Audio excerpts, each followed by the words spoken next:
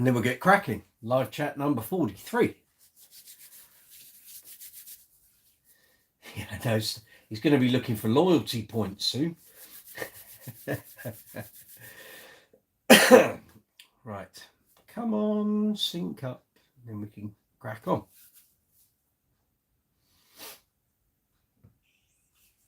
Here we go. Adverts. There we are. We're working.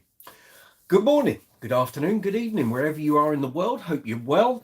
This is Mike Brooks from Brooks's Base Corner. Live chat number 43, 8 o'clock, London town, UK. All the number one bass chat going on here. We do it every Tuesday. You're very welcome. If you've never attended before, this is how live chat works. So basically, everyone on the live chat can talk about bass guitars, bass amplifiers, bass speakers, bass effect pedals, bass accessories, great bass players, bands with great bass players in, albums with great bass lines on. We chew the fat for a couple of hours, hang out, get yourself a drink, grab yourself some food. There's loads of banter, loads of information, loads of advice. If you've got some gear and it's causing you a problem, or you're looking to buy a new bass or a new amp, new effect pedal, maybe you're looking for a new gig bag, ask me if I can help, if I can give you some advice, give you some pointers. I'm more than happy to do so. I've got 4,000 gigs under my belt. I've been playing for 36 years. I've done 28 as a professional musician. I wrote for Bass Guitar magazine from 2004 up to 2020, and I wrote for Bass Player magazine from 2018 up to 2022. So I've reviewed lots of gear, tried loads of gear, used loads of gear, got a fairly sizable bass collection. So if I can help you in any way, if you got any problems, or maybe you're starting out and you don't know what bass to buy or what amp to buy or how to start playing, ask me. If I can help, I will. If I don't know the answer, chances are one of the learned folks that we have here on the live chat every Tuesday, they might well know. And over the past weeks and months, we've solved many a problem. So you're very welcome. Good to see you. Hope life is treating you well. Hope your week has been good if you were here last week. So past couple of weeks, we've had some fairly long marathons. We've had 3, 4, 5 hour live chats. I don't think tonight's going to be quite that long, but we'll go as long as we can, and we'll try and solve as many problems and issues as we possibly can. The way the live chat works, this is the video screen. Directly below it on the mobile app is the live chat window. If you're on the desktop version, the live chat window is that way. The way it works, put your insertion point in the live chat window, type your question, comment, whatever you want to say, press send. It'll pop up on my window on my screen here. As soon as I see the messages, I'll reply to them, and that's how it works. It's a two-way street, so it's a two-way conversation. So if you guys don't ask me any questions or want to talk about anything, you basically get to hear me prattle on for about an hour, and then we'll say goodnight. But that hasn't been the case for actually quite a long time. So I would imagine quite a few of the regulars will turn up shortly. And we're dealing with people from all around the world, bass players from all sorts of countries. So don't think, oh, well, I don't, you can sit and just watch what happens, or you can get your feet wet and get involved and enter the conversation. It's all good. I need to do various sort of selling things now, so I'll get that out of the way nice and quick. So at the bottom of the live chat window, you'll see an emoji symbol. Feel free to absolutely leather the emoji symbol. The YouTube algorithm loves it. It means you're getting involved in the conversation, even if you're not. So if you just want to put smiley faces or thumbs ups, they're all great. So feel free to do that. Next to that, you'll see a dollar symbol. It's called Super Chat. So basically, if you're enjoying this live chat, you're enjoying the content on the channel, feel free to hit that. It allows you to make a financial donation to the channel. What does that pay for? Well, it covers all the things like lights and bulbs and leads and cables and boom stands and microphones and baffles and pedals that I review and demo, and basses and amplifiers and maintenance gear and If you've seen any of the cleaning maintenance videos that I've done on various bases, all of that stuff has to be paid for. I don't get it for free. So if you decide to use Super Chat and make a donation to the channel, it is very much appreciated, I can assure you. Next thing, if you aren't already subscribed to the channel, I hope you are, but if you're not, you're welcome here. That's all good. Hit the subscribe button below. Hit the notification bell so you get notifications when I put up new video content and post on the community tab. And please give the video a thumbs up if you're enjoying it. I know we've only just started, but the regulars know what they've got to do. So if you can give the video a thumbs up, that'd be great. If you don't like my presentation style or you think the live chat sucks, then you can give it a thumbs down, but I'd rather you gave it a thumbs up. Now, along the bottom of the video, where you see the thumbs up and the thumbs down, you'll see there's a share icon, a save icon. You'll also see a love heart with a dollar symbol, and that's called Super Thanks. Just like Super Chat, exactly the same thing, allows you to make a financial donation to the running of the channel. The way that works is because this is a monetized channel, every video on the channel, you'll see the Super Thanks button. So if you like the content or a particular video I've posted up just solves a problem for you, for example, restringing or cleaning a fingerboard, or how to set up a status empathy, for example. If you really enjoy that video, feel free to hit Super Thanks, make a donation to the channel. Fabulous, very much appreciated.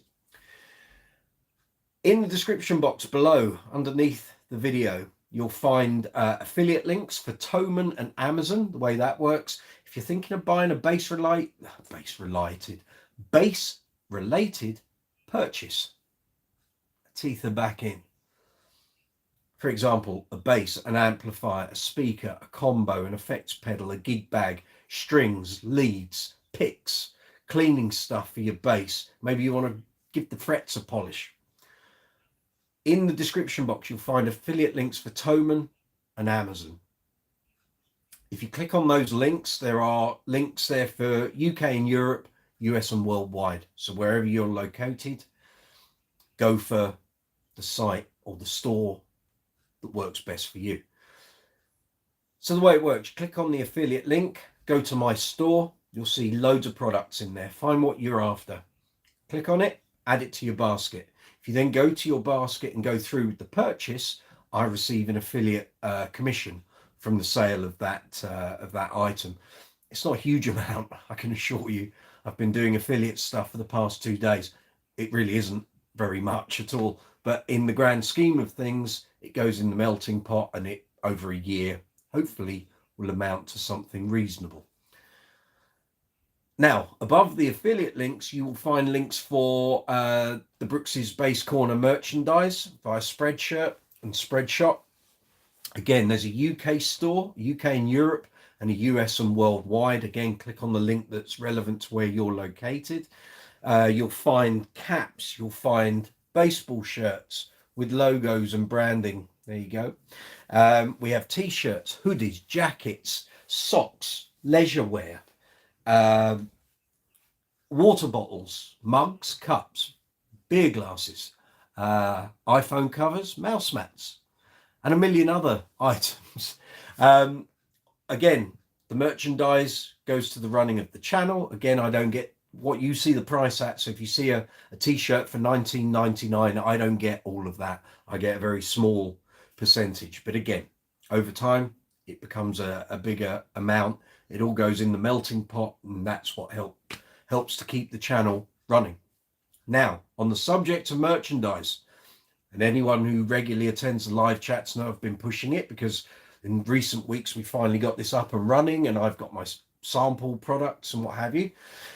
If you're thinking of buying anything from the merchandise, or you haven't even looked at it, but feel free to click on the link and have a look. There are 2 new designs which went up yesterday, and the big sell, here we go, from tomorrow, the 12th of April, up until the end of play on the 16th of April, no matter where you are in the world, this applies the world over, shipping is free. There's no shipping cost. So basically the price you see is the price you're going to pay. There's no shipping on top. So if you decide you want to buy quite a few bits, if you normally did that with the shipping cost as you add items to your basket, that shipping cost goes up and up and up. There's no shipping. So the more you buy, the cheaper it's going to be in terms of delivery costs. So fill your boots, gang. I know I will be. There's a few items on there with the new design. I think you'll love it. Stacey, you'll see Star by Stacey Ann here on the live chat, based over in North Carolina in the US. It's come up with some fabulous designs. I hope you like them. I do. I think they're great. A bit different from this one. This is the original. So if you want a bit of Brooks's Base Corner original merchandise, go for this. There's I think there's now 7 or 8 designs on there. There'll be some more going up over coming weeks and months. Keep checking back to it, and you'll see the other products. Okay, what else is there? Under the merch, we've got the affiliates. We've done that. Under the affiliates, you'll see social media links. So you'll find Brooks's Base Corner on Facebook, Instagram, Twitter, Be Real, Quora, Reddit, and a whole bunch of others. And then also, if you've got any questions about the channel, anything about this video, any other videos you might have seen, feel free to leave comments in the comments section underneath this video. If you're watching the video or listening to it after the event, don't worry that the live chat window is now finished. You can send a comment and I'll reply to it as soon as I see it. So this could be days, weeks, months, years later. Maybe it's 2030 and you see something on this live chat and you think, I need to ask him a question. Send the comment and I'll, as soon as I get a notification to say that comment's been posted, I'll come back to you. I'm pretty good at replying to comments. So there we go. So let's see who we've got. Lewis Wingrove, good to see you, my friend. Oh, you were on at 7:32, 28 minutes before we went live. Well done. Well done. I've even posted your post. I think that'll give people something to look at. So I think it was last week or the week before. Lewis missed like the first 2 or 3 hours. So tonight he's obviously booked his slot in early. Well done. Let's see who we've got. Stacey, Star by Stacey Ann. Good to see you. Tom Sage, my cousin from the South Coast here in the UK. Evening. Good. Hope you're well. Hope everything's okay down there. So let's see, what news have we got. So this week I've got a gig that has been on, off, and is now back on. So I'm doing a Queen tribute show this Friday at a bar. No, not a bar. It's a nightclub called Bed. I think that's what it's called. Bed. It's a great name for a nightclub. But anyway, one of the Queen tributes I play with are doing a show at Bed nightclub down in Bude, North Devon. It's a fair old schlep, and the drummer and I are going in tandem. So not on a tandem, that would just be a bit odd, but in tandem. And we're going to do a great show. So I've seen the set list, looks great. We're going to have an absolute blast. We kick off at 9 o'clock. We do 2 45-minute sets. If you live down that way, if you're in the West Country, come along, say hello. I'll be there. So I might well be sporting the same outfit. You never know. But we'll be down there doing all the greatest hits of Queen. And I think I'm not sure if it's close to selling out. If it has sold out and you want to come along, if you're watching the live chat, send me a message. I'll have guest list spaces. So yeah, if you're down the West Country, North Devon to be precise, but if you're down that way, you want to come to the Queen show on Friday. Come on, Michael, get it together. On Friday evening, we'll be down there. So like I say, if they've sold out, message me. If I can get you on the guest list, I will. Happy to do so. What other news have I got for you? So, been working on the shorts. If you've been following the channel over the past 2 weeks, there's been a new series of shorts called 60-second bass reviews. So kind of the title gives the game away. It's a bass review in 60 seconds. So there's a whole new load of short videos. You may well have seen them on Instagram as well as Reels. So those have been going up. There's also some long form video going up over the next couple of days. So I've been filming that, editing it together. That's all good. I've just spent the past couple of days dealing with American tax forms, which is a real pleasure of mine, as you can tell. And dealing with affiliates, affiliate merchants, retailers, sorting all the bump that you have to do when you register, get your storefront set up and the links and all that. So it takes time. There's only me doing this. So there will be some more affiliate retailers appearing in the description boxes on the videos, well, hopefully within the next week or so. So yeah, I've done the applications. We now have to see what rolls in. But again, if there's something you're thinking of buying, bass wise, amp, speaker, combo, leads, pedals, picks, strings, if you're in the process or thinking of buying some bits and bobs, you can help the channel out. Click on the affiliate links that are in the description box of this video and every video on the channel. Go through to the storefront, find the item you want, put it in your basket, pay for it. Channel gets a small commission. So, you know, if Amazon have a great deal on a certain brand of strings, maybe that you use, if they're 20% off, you're getting a deal because the strings are cheaper. You can help me and the channel out by literally just clicking the link. It's no different than if you went to the store, or the website direct. All you're doing is clicking on my link. Their system sees that it's come through from Brooks's Bass Corner. We get an affiliate commission. That's how it works. It's simple as that. And on top of that, the Thomann system works exactly the same. So a couple of weeks ago, Martin from Dublin was on here. He wanted to buy a compressor pedal. They were selling it at Thomann. It was the cheapest price I think he could find. It wasn't in my storefront. He said, I'd like to buy that, but you haven't got. I said, just hold on. I put the pedal into my store. He clicked on the affiliate link, went through, purchased it. We got an affiliate commission. He got his pedal at the best price on the market.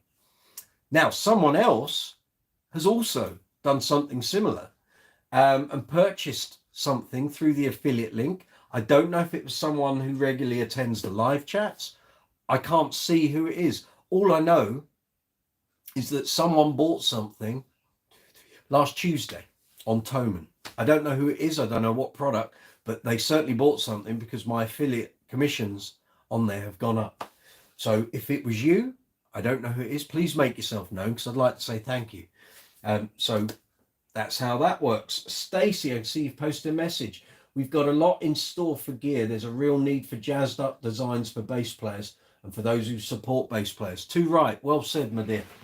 So yes, Stacey and I are working on various merch designs. So we can't give the game away, but basically we'll be rolling designs out over weeks, months, years. You don't produce a load of stuff and flood your store with it. That's just way too much choice because basically I can attach about 150 products to each design. And just creating this stuff, I'm looking at it going, well, I'd like that, and I'd buy that, and that, and that, and that. I could end up with about £500 of merch, and it's just me buying it. So feel free, if you don't know what I'm talking about, links are in the description box below. So if you want to buy some Brooks's Bass Corner branded merchandise, like this long sleeve baseball top, feel free.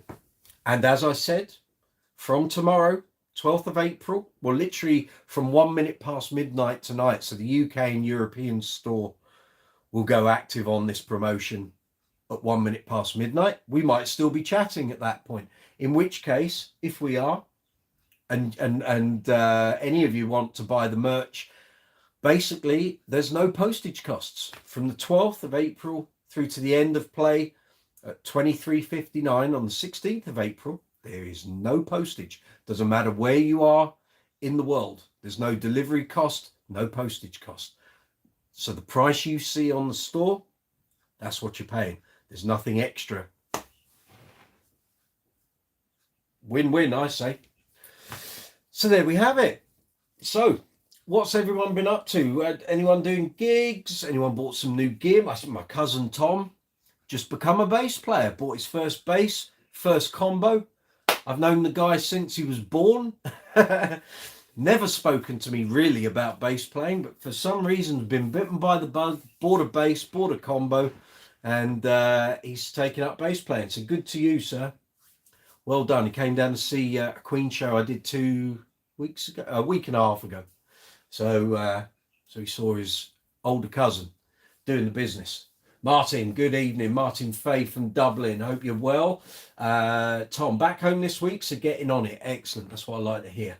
And I think you're going to be using my setup videos for getting your Ibanez sorted out, get the action, get the relief, get the intonation done, clean the frets, get the gunk off the body. Job's a good one. Everything you need to know, Tom, products, how to do it, are in those videos. So fill your boots. And don't forget to give the videos a thumbs up. Thank you very much. So I have to say, everything on the analytics, I said it last week, I think I said it the week before, everything is in green arrows projecting forwards and upwards, which means the channel's doing great. So thank you to everyone. New subscribers, we had a whole load of them fly in last week. New subscribers, comments on videos, likes on videos, people buying merchandise, people buying through the affiliate links, sharing the videos. Crikey, someone shared the Kubicki X Factor review video. That's been up 2 years. 2 years last week. Someone posted it up on the Kubicki page. It's been posted a number of times, but new thumbnail, glossy look. Someone posted it up yesterday. Crikey, it acquired about 90 views in 5 minutes, which I was quite impressed with for something I created 2 years ago. So thank you. If you visited the Kubicki Facebook page and you clicked on the video and liked it and watched it through, thank you. This is what I produce the videos for. It's not for my benefit. It's kind of taking what I used to do with the magazines and turning it into a video format. So gear reviews, demos, interviews, features, how to do things, testing, how to use effects and how to get the most out of them. That's going to be a series of videos, well, sooner than later. So I do have a very extensive list of content that needs to go up, but there will be plenty of long form stuff coming out over the next, let's think, tomorrow's Wednesday, so I'd imagine over the next 2 weeks we'll have the Lakeland 4464 that was recently purchased. That'll be on the workbench. Then there'll be a demo video and a review video of that. There'll be a demo video and a review video of the Ibanez, the SR300EB. Then there's like tons of bass reviews, tons of bass demos, pedal demos and pedal reviews. I'm going to try and do some amp stuff as well, because I just don't have a lot of that on the channel.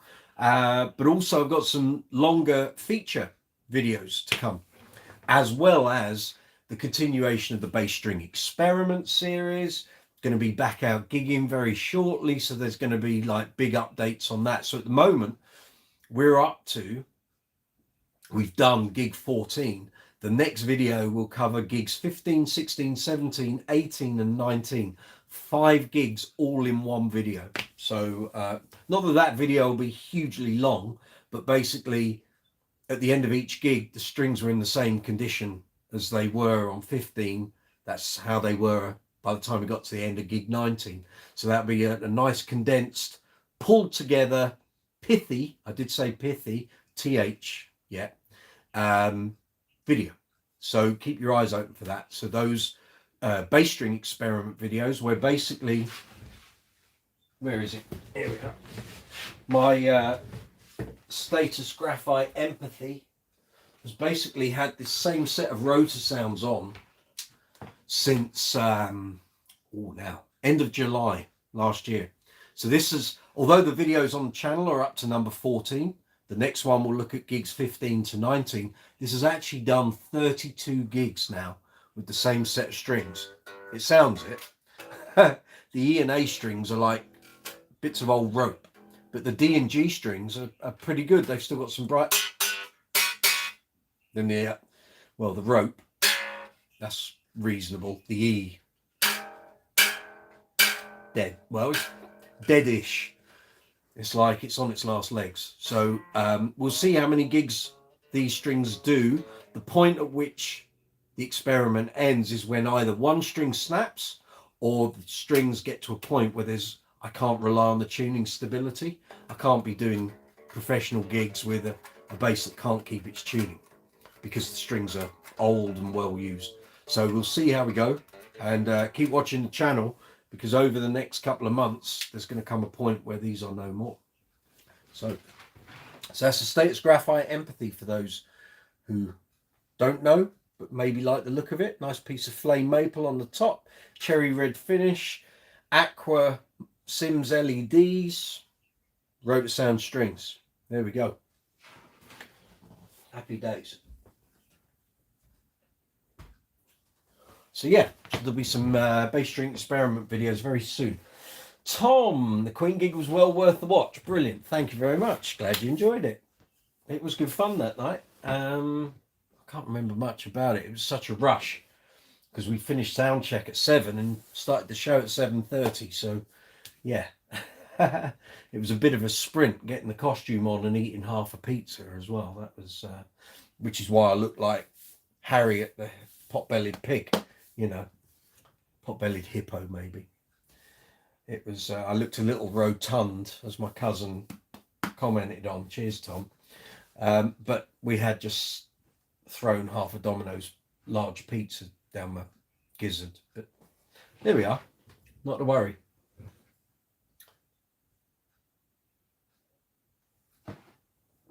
So Lewis Wingrove, what pedals have you been buying this week? Speak forth in ringing tones. Not a week goes by where you haven't bought something. So what's the latest purchase? Let me know. We need to know this stuff. And also, we've got to mention it's NAMM week this week. So loads of new gear appearing over in California. And the show is on, I think it's a week. I think it's already started. Not sure. So this is the first like proper one back in that location, I think, since COVID. And so the last big show was January 2020. They did kind of like a late summery thing. I think, was that in October? I can't remember. There was something last year that took place. But then the next big one will be, again, I think it's reverting back to January. So, yeah, all good. Come on, Lewis. Tell us what's in your shopping basket or what's been delivered. It's actually a bit like a soap opera because poor Lewis, he buys so much gear. It's great. I think we're all the regular patrons here on Brooks's Bass Corner live chats. We hang on knowing what products he's bought each week. So this is live chat number 43. Yes, there are 43 of these. If you've never watched one before, all the previous live chats are available here on the channel.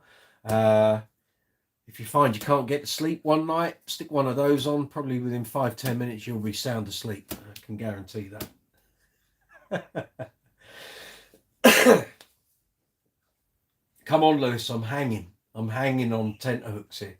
I need to know what's been purchased. Did you buy a box of strings? Maybe some heavy gauge picks. Maybe a packet of these. Maybe you bought some of them, I don't know. Some Tortex purples. What are they? Sun, not the sun, the light shining on. Is that 1.14? Yeah, 1.14 millimeter, my pick of choice. Although I say that, if I go into my little, if I can grab it out of the bag, 2 seconds. Where's my bag? So I have a little thing here. It's that one. So I keep all my picks. So for years I didn't play with a pick. I was purely fingers and hands, so to speak. And then as time's progressed, I've had to do more and more stuff with picks. So I covered in a Oasis tribute band, and that's a mix of picks and fingers.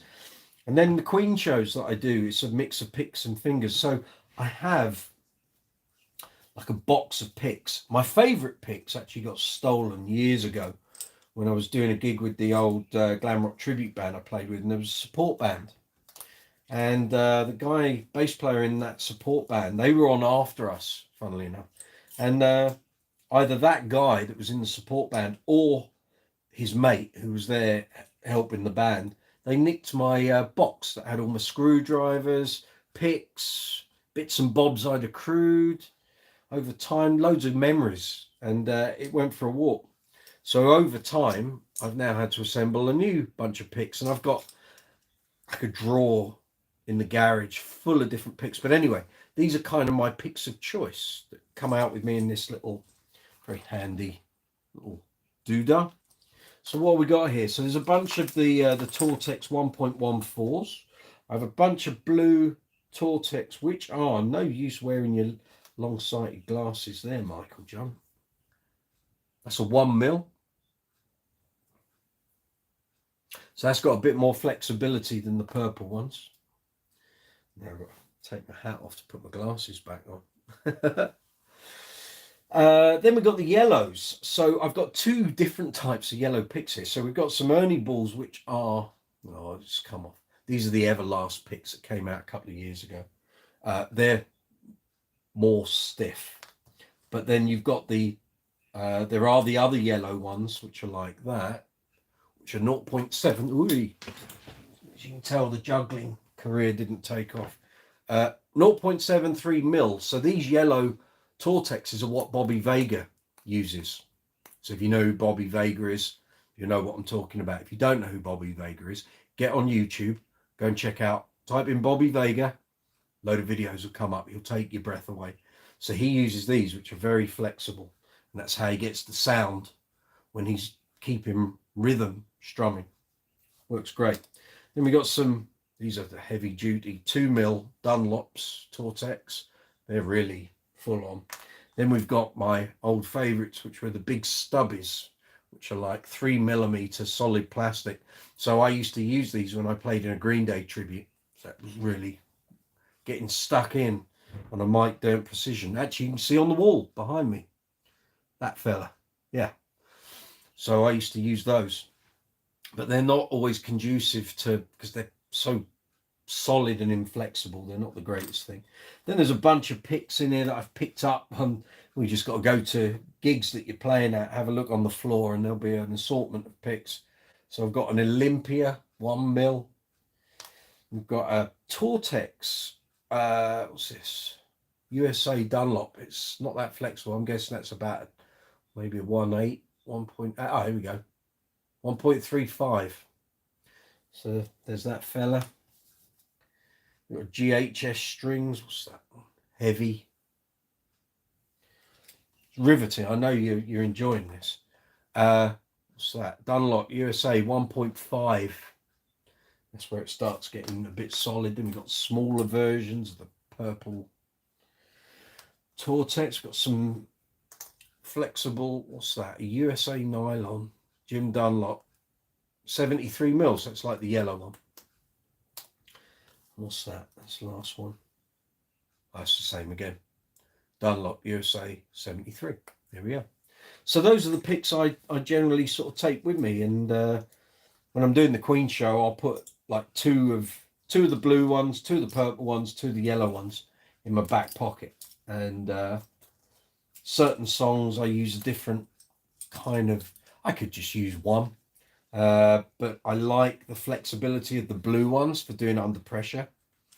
But then when we do something like Hammer to Fall, I want something a bit more rigid. So I'll either go for that or that. And then there's like Tie Your Mother Down. I want a fairly rigid pick for that.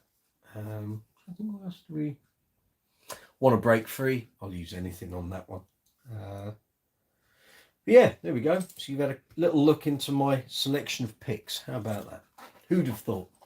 Lewis, I'm in love with my new Eventide black hole. I presume that's equipment we're talking about, yeah. Reverb pedal is king, vastly, and the tone is perfect. Excellent. See, this is, my week revolves around what you've bought in the week gone by, Lewis. So you keep that information coming. George Iliadis, good morning, evening all. Good to see you. Thank you for the likes on the Instagram reels. That was really appreciated. I saw you were liking the new reel videos. Scott M, likewise, you've been liking the videos, the reels on Instagram.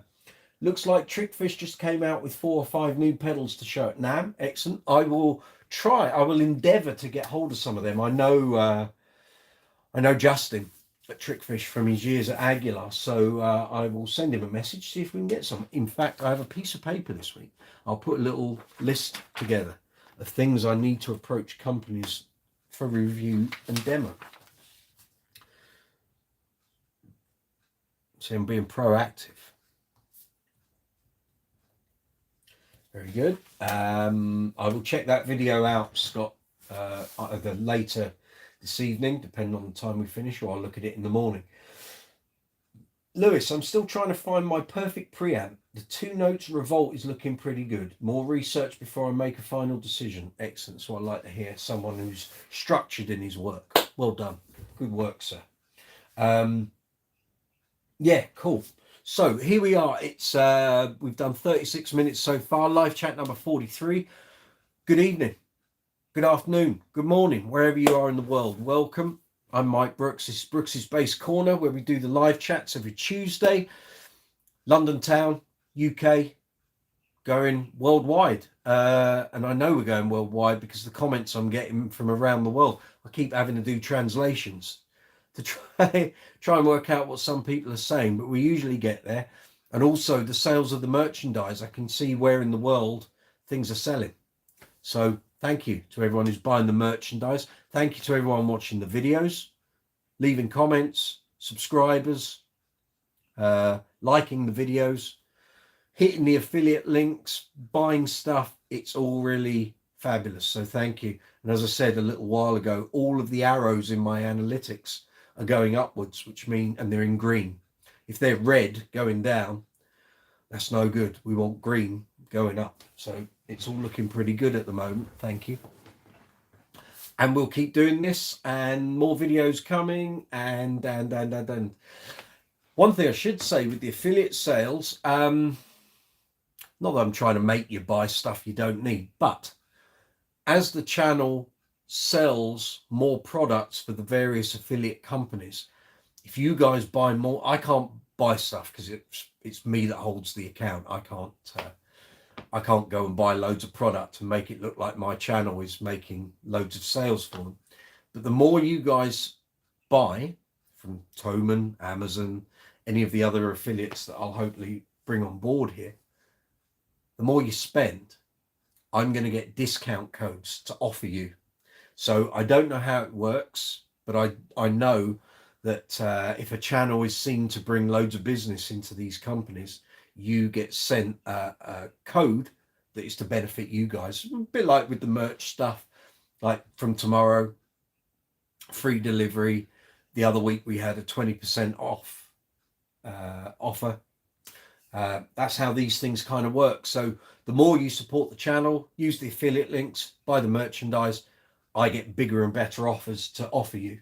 So it's just the nature of internet selling, isn't it? You know, we've all done it where we've put an item in the basket and left it for a day or two, and suddenly that company says, oh, we noticed there was an item in your basket, here's a 20% off code.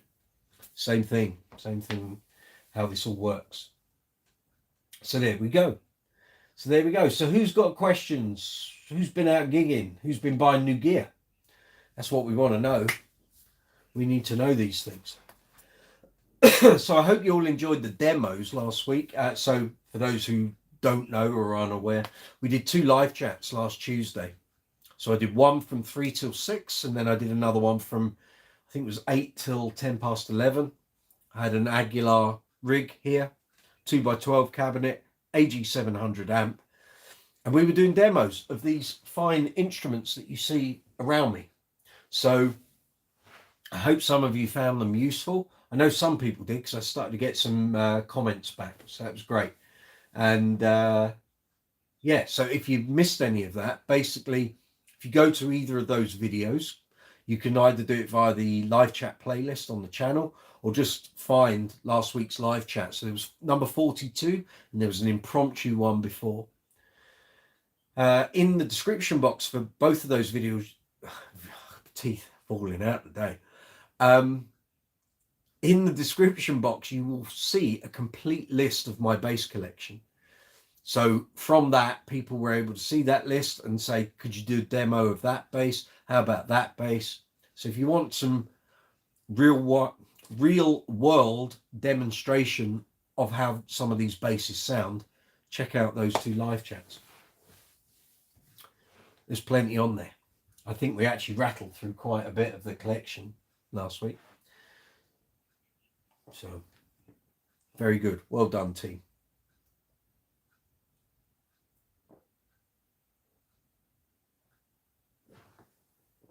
The old throat gets a bit dry, you know. There's a lot of chat. So, as I said, I'm not sure we'll be quite going for a marathon session tonight. So we'll see how we go. And we'll take it from there, really. So I don't think we're going to be doing a 1:30 finish for the UK team here. George Iliadis, have you tried the Harley Benton 600 watt solid state head? Reviews seem to be positive. No, I haven't, George, but I'm going to add it to my list of equipment to approach manufacturers and distributors and see if I can get one for reviews. That's a Harley Benton. There's so much gear coming out because NAMM is this week that suddenly the market's like sprung into life after 2 or 3 years. Every company and their dog has got new product. What's that solid state head?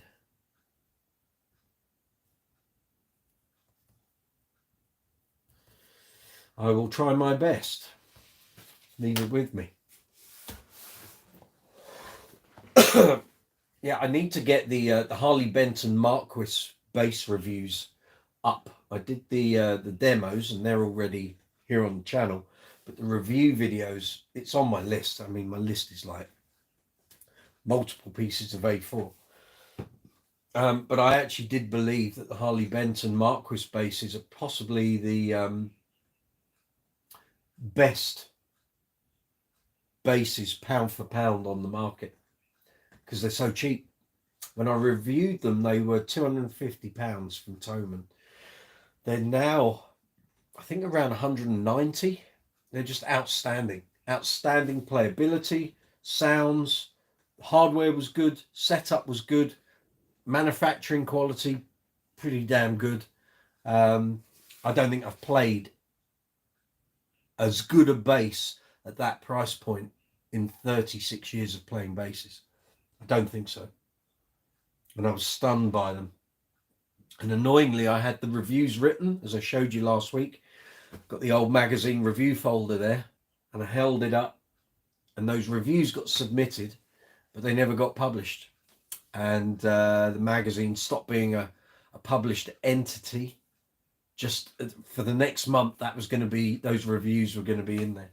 And then the magazine's become a rolling website feed of stuff. So it's a shame. So yes, George, I will try and get hold of one of those solid state amps, and we'll try and put it through its paces. Yes, we will. So yeah. So other than the content I've explained that's going to be going up, well, there's just so much.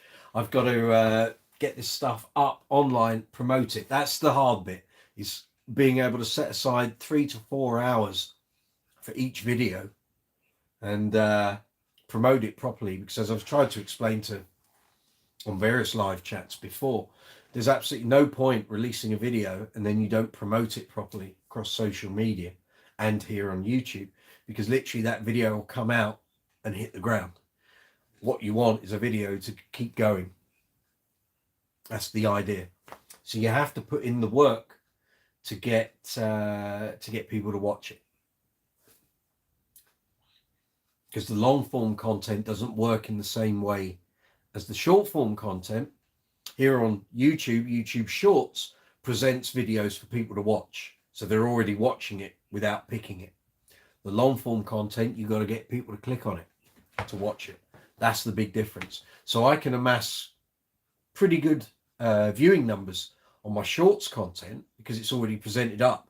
So if a bass player, if the algorithm knows that someone likes bass related content, it's going to enter their shorts feed.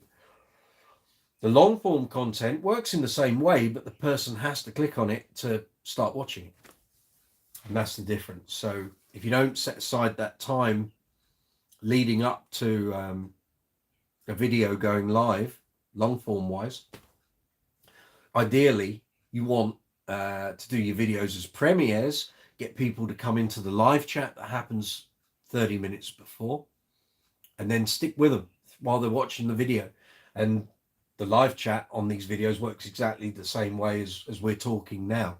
So, you know, you could be watching a 30-minute video on how to restring a Kabiki X Factor, and you can ask questions to the guy that created the video as you go. But then you need the time afterwards to make sure all the social media promotion is right and people start commenting, and you've got to do all that. You've got to be quite sort of proactive in that respect, and it takes time.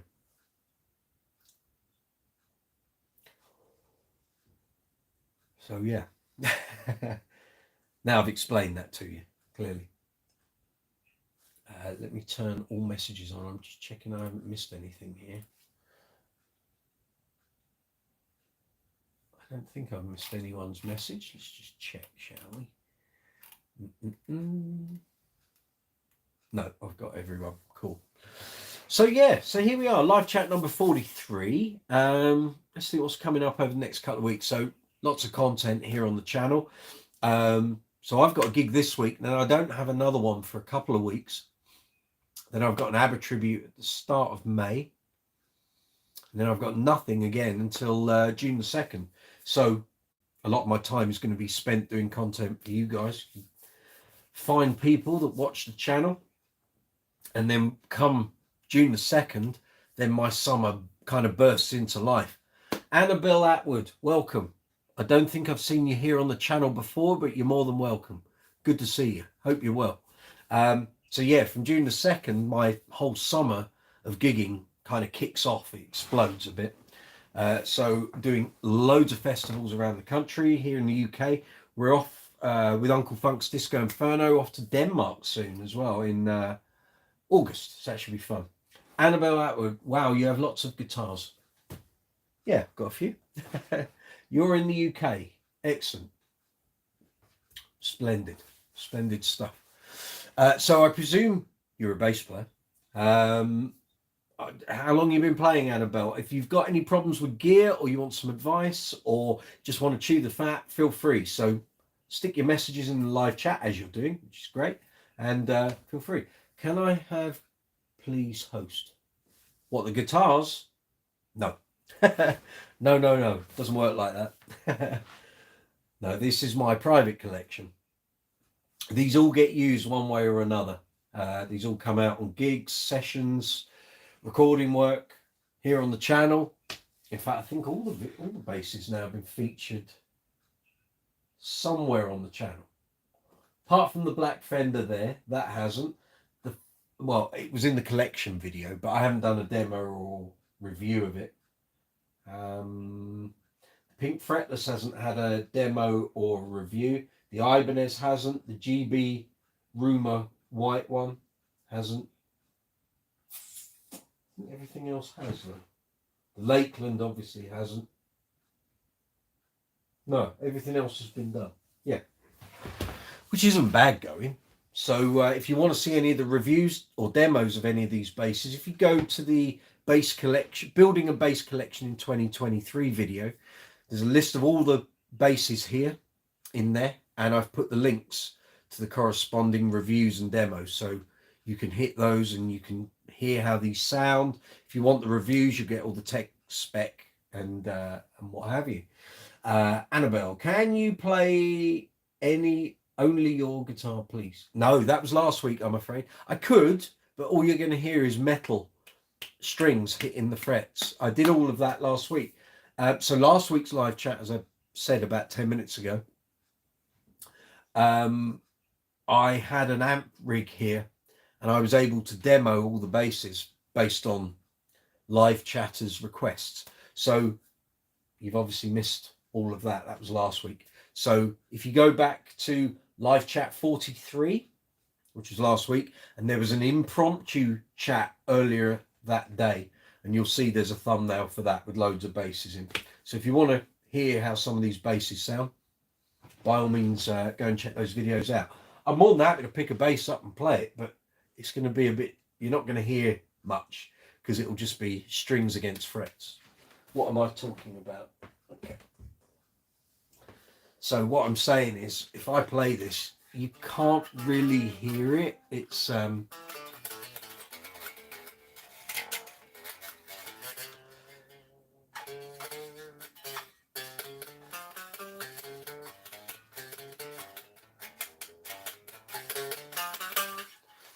you're not really hearing what it sounds like, you know. I mean, if that's what you want, then yeah, you can have as much of that as you like, but because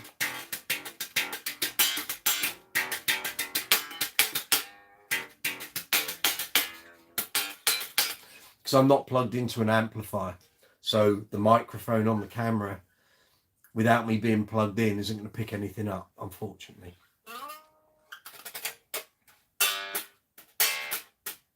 You set me off now, I'll end up frimicking, which is really annoying for people to hear.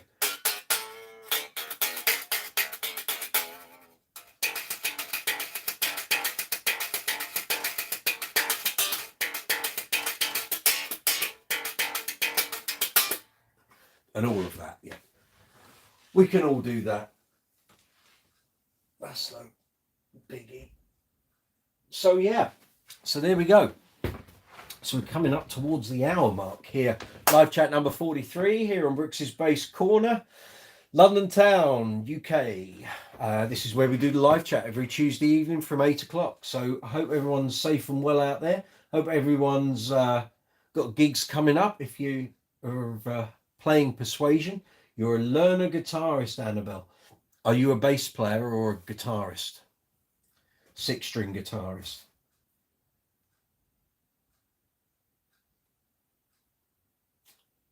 Let's see. Are you playing 6 strings or 4 strings?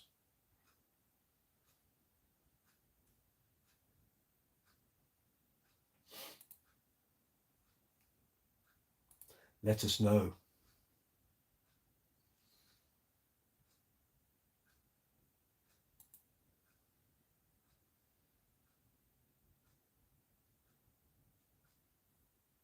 She's gone quiet. You playing 6-string guitar, like a Strat or a Telecaster or a Les Paul, or are you playing bass, big strings? Where are you? We're in London, here in the UK. You play 6 strings. Very good, very good. Oh well, you're very welcome here on a bass channel. We're a friendly bunch, so feel free to get involved in the conversation. So let me do the big sell. We're coming up on an hour. So this is a live chat. This is the video window. If you're on the mobile app, directly below is the live chat window. If you're on the desktop version, live chat window is that way. Feel free to stick your insertion point or cursor, pointer, whatever, in the live chat window. Type your message. Might be a question. Might just be general chat, comments. Press send. Pops up in my chat window. I can see it. Then I'll reply to it. At the bottom of the live chat window, you'll see an emoji icon. Feel free to absolutely hammer the emoji icon because YouTube loves that. It means you're getting involved in the chat. You might not be, but if you're putting smileys up and thumbs ups and whatever you want from the emoji icon, feel free. That's the way that works. Next to it, you'll see a dollar symbol. That's called Super Chat. So if you're enjoying the content, enjoying the live chat, enjoying what I'm doing here on the channel, If you hit the super chat button, that allows you to make a financial contribution to the channel. So how does that work? What do I use the money for? Well, it pays for boom stands, lights, baffles, microphones, cables, audio interfaces. Jim Hawkins, just the man I was waiting to hear from. You were asking about video lessons. So start chatting, Jim, because I haven't heard from you. I don't think you were on last week's live chat, or were you? Can't remember. But anyway, you were talking about lessons, so we can carry on that conversation this week. So yeah, and I also use the money that comes into the channel to pay for pedals, amplifiers, cleaning and maintenance equipment, sprays, polishes, creams, waxes, lacquers, cloths, screwdrivers, all of that stuff. So that doesn't get sent to me for free. I actually have to go and buy it. That's the way it works. So that's what the super chat facility is for. Underneath the video, you're going to find a thumbs up and a thumbs down. If you're enjoying the video, enjoying the live chat, hit the thumbs up, like the video. YouTube algorithm, that's what it wants to see, is thumbs up, comments, subscribers. So if you're not already subscribed to the channel, Annabelle Atwood, feel free to hit the subscribe button, hit the notification bell, so that you receive notifications when I put up new videos and when I post on the community tab. What else do I have to do? Liking the video. Feel free to share the video. If you're on any bass groups on Facebook, if you're on Instagram, Twitter, any social media, feel free to share any of the videos that are here on Brooks's Bass Corner. It all helps. Spread the word. That's what I'm asking for here. So, underneath this video, you'll see a description box that gives you a brief idea of what the video is about. Although the live chats, I don't really put too much of a description because they are what they are. You will find merchandise links. So I have store links for UK and Europe. And there's a separate one for the US and worldwide. It will allow you to buy some of this. Brooks's Bass Corner branded merchandise. Cap as well. Got mugs. Where did I put the mug? Oh, the mug's over there.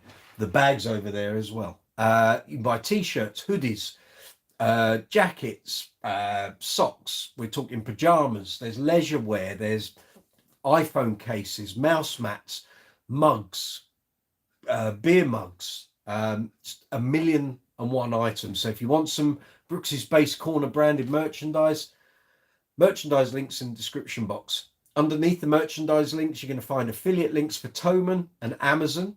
So there's a UK and Europe link, and there is US and worldwide for Amazon.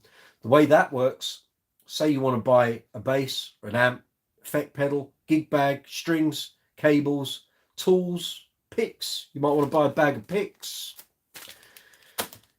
If you click on the link, so if you're UK and Europe, click on that link. If you're US worldwide, go and do one of those. You can laugh, Jim Hawkins. People have bought basses. I know I've got the affiliate points in my account. Right, what was I saying? You go through to the storefront, find the item you want to buy, put it in your basket. If you then go through the transaction, so say you want to buy a set of Rotosound strings, go through to the store, find the gauge and the actual set you want, add it to your basket. If you then go to the basket, pay for them, they get sent to you. The channel receives an affiliate commission. That's the way it works. It's not a very big amount of money. It's quite piddly. But with lots of affiliate payments, it becomes a bigger amount. That's the way it works. Now, underneath the affiliates, in the description box, you'll find the social media links. So we're on Facebook, Instagram, Twitter, Be Real, Quora, Reddit, and also, obviously, we have the community tab here on YouTube. So the community tab is like YouTube's version of social media. So I try and post on that at least once a day. Sometimes it might be twice a day. Sometimes it might be every other day. But basically, if I've got something that I need you to know about, or videos coming up, or I want to know your opinion about something, maybe I'm producing a video and I need to know what you fabulous people in YouTube land think about something, I'll post it on the community tab, wait for you guys to reply. We put a poll up a couple of days ago for 4 interviews that are already here on the channel. And I was just asking people that were passing on YouTube, which of these bass legends would you want to hear an interview from? Lee Sklar came out well on top. I think it was like 38 to 40%. It got 43 votes, I think. Bear with me a moment, I'll tell you. I think it got 43 votes on there. And it's the most interaction I've had on any post on the community tab. So bear with me 2 seconds, I'll tell you the exact number. It got 44 votes. There we go. So Lee Sklar got 41%. Larry Graham got a measly 16%, which I was quite shocked by. Nathan East, 18%. Session legend. The guy's played for the last 5 or 6 American presidents.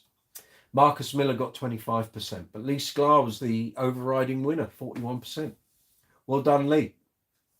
So if you want to listen to the interviews with any of those guys, they're already here on the channel. I did them, well, Larry Graham was 10 years ago. Marcus Miller was 2014. Nathan East, that particular interview is 2017, but there's also another one from 2014 that I've got to put up. And the Lee Sklar one is from 2016. So, yeah, if you want to check any of those out, feel free.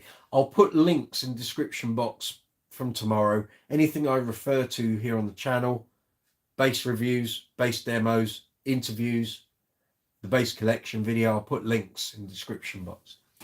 Right, let's get back to this chat, shall we? Okay, oh my word, the messages are flying in. Alpha Hark Haugland, nice to meet you, sir. You're very welcome here on Brooks's Bass Corner. Why should I buy a bass instead of a guitar? Only you can make that decision, but what do you feel more drawn to be, a guitarist or a bass player? When you're listening to music, are you listening to melody or are you listening to rhythm? What grabs your ear? Does bass playing grab your ear, or are you listening to guitar solos and melodic accompaniment? Only you can answer that question, my friend. I can sell you on being a bass player because I've gone on that journey since I was 15 years old. If you want to be a guitar player, go for it. You could actually be both. Maybe you want to play both things. Come back to me. Keep this conversation going. If I can help you make a choice, or if you'd like to know what my journey has been, or you want some more advice on how to become a bass player, I'm more than happy to. Jim Hawkins, good to see you. Buy a bass. Yeah, like I say, Jim, people have. How I wish host give us a moderator. No, I've already got my moderator in place, thanks. Answering, should I buy a bass or a guitar? Cheers, Jim. Sorry, I was in mid-flow and I hadn't seen the full chat. Basically, my camera here was showing the messages and they were kind of flying in. So, sorry, Jim. Guitar is better. You're on a bass channel, Annabelle Atwood. I'm learning to play guitar. Very good. Nice sound. Yeah, cool. Okay. Jim Hawkins, both are great. I've actually found that bass has improved my guitar playing. Many a bass player has found that learning to play drums improved their bass playing. Yeah, indeed. What kind of guitar do you have, Annabelle? Okay, cool. Yeah, we haven't quite got that far. Maybe acoustic, I think. I don't know.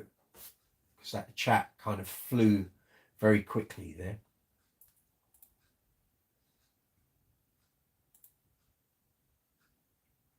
We will wait for Annabelle's reply. So if you've got any questions about the merchandise, feel free. I've just got a selection here. Let me just grab this, show you what we've got in case you don't know.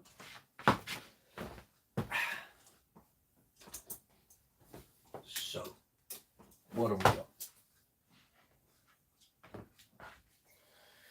So I can show you some of the items we have in the merchandise store. So we have mugs. These aren't the only designs. What I'm showing you here, all the logos and the graphics. There's about 7 or 8 different designs. 2 new ones have gone up already yesterday. And as I said earlier, from 1 minute past midnight tonight, wherever you are in the world, there are no delivery costs, free shipping. So you can order as much merchandise as you like, and the only price you're going to pay is what you see for each item. There's no delivery charge on top.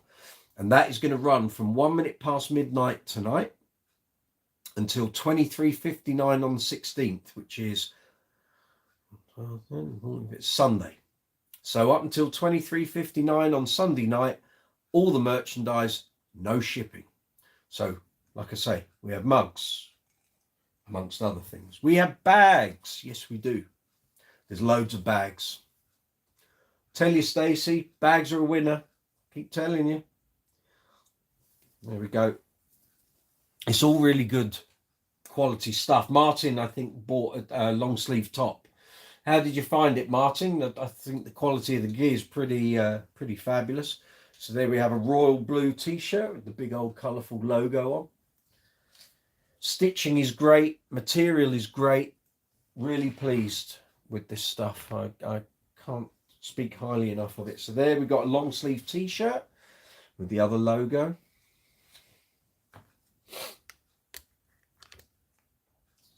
And then we have another logo. So that's the base flame logo. It's like a flame made up of various bases. So there we go. So if you want to check out the others, teeth in. If you want to check out the other designs and you want to check out some of the other items, go to the description box. There are 2 links, one for the UK and European store and one for the US and worldwide store. You'll find actually in the American store there's a load of other stuff that isn't in the European one, and there's actually a better selection of some of the t-shirts, but there we go. More colors mainly, but there's also some other designs that aren't in the UK and European one.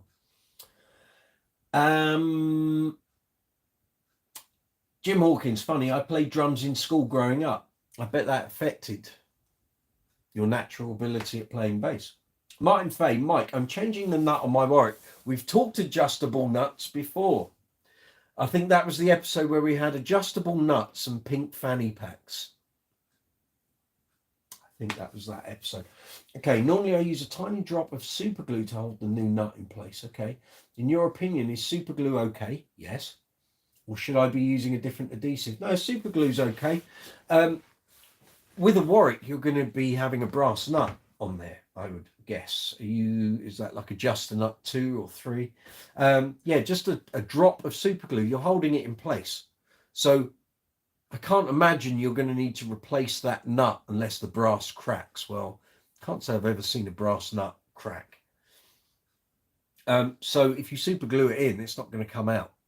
And I've seen many a bass, even brand new ones that came for review, slacken the strings off for what, maybe I wanted to change the strings or something, and the nut just flew straight off because there was nothing holding it in place and the glue had dried out. No, you can use super glue, Martin. The only thing is whether super glue will hold brass. I don't know if that's conducive surface wise, but I would have a look online maybe. And in fact, go to Warwick's site. I'm sure there'll be a service and support page that'll tell you if there's something they recommend, but I think super glue should be fine. Quality of the merch was excellent. Fruit of the Loom branded and the printing is top notch. There we go. Well done. Well done, sir. Thank you for that purchase.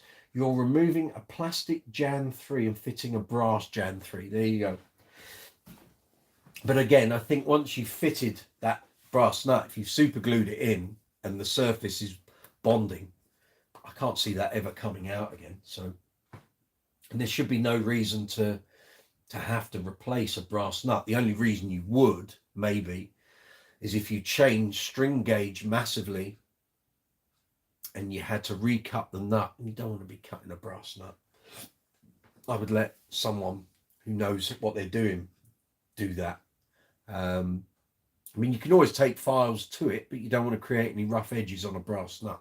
It's much easier on a plastic or a bone nut or a graphite nut because they're more pliable materials. Brass is metal.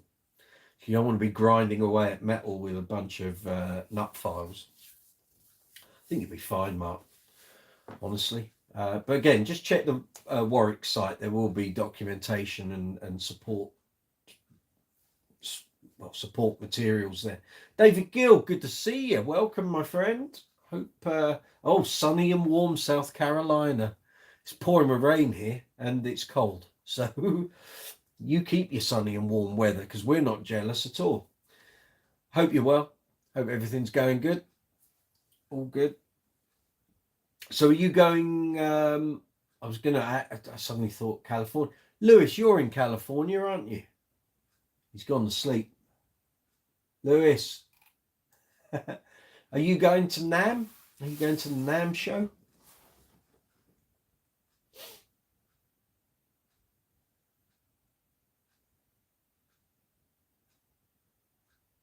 Yes, Jim. So let's talk about these video bass lessons. So I was awaiting a message from you either on social media or on the community tab, and I haven't seen anything pop up. So if you want, I can give you my email address. So if you want to send it through to Brooks's Bass Corner, the email address for that, I'll put it in here, and you can drop me a line and we can discuss it. So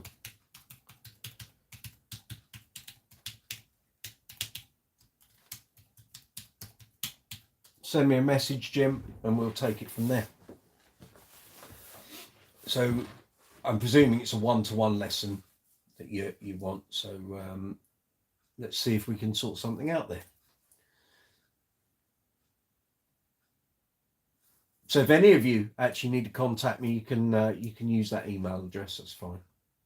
And it has filters on for spam and nonsense. So if I suddenly start getting spammed by bots, the filter will cut that out. There we go.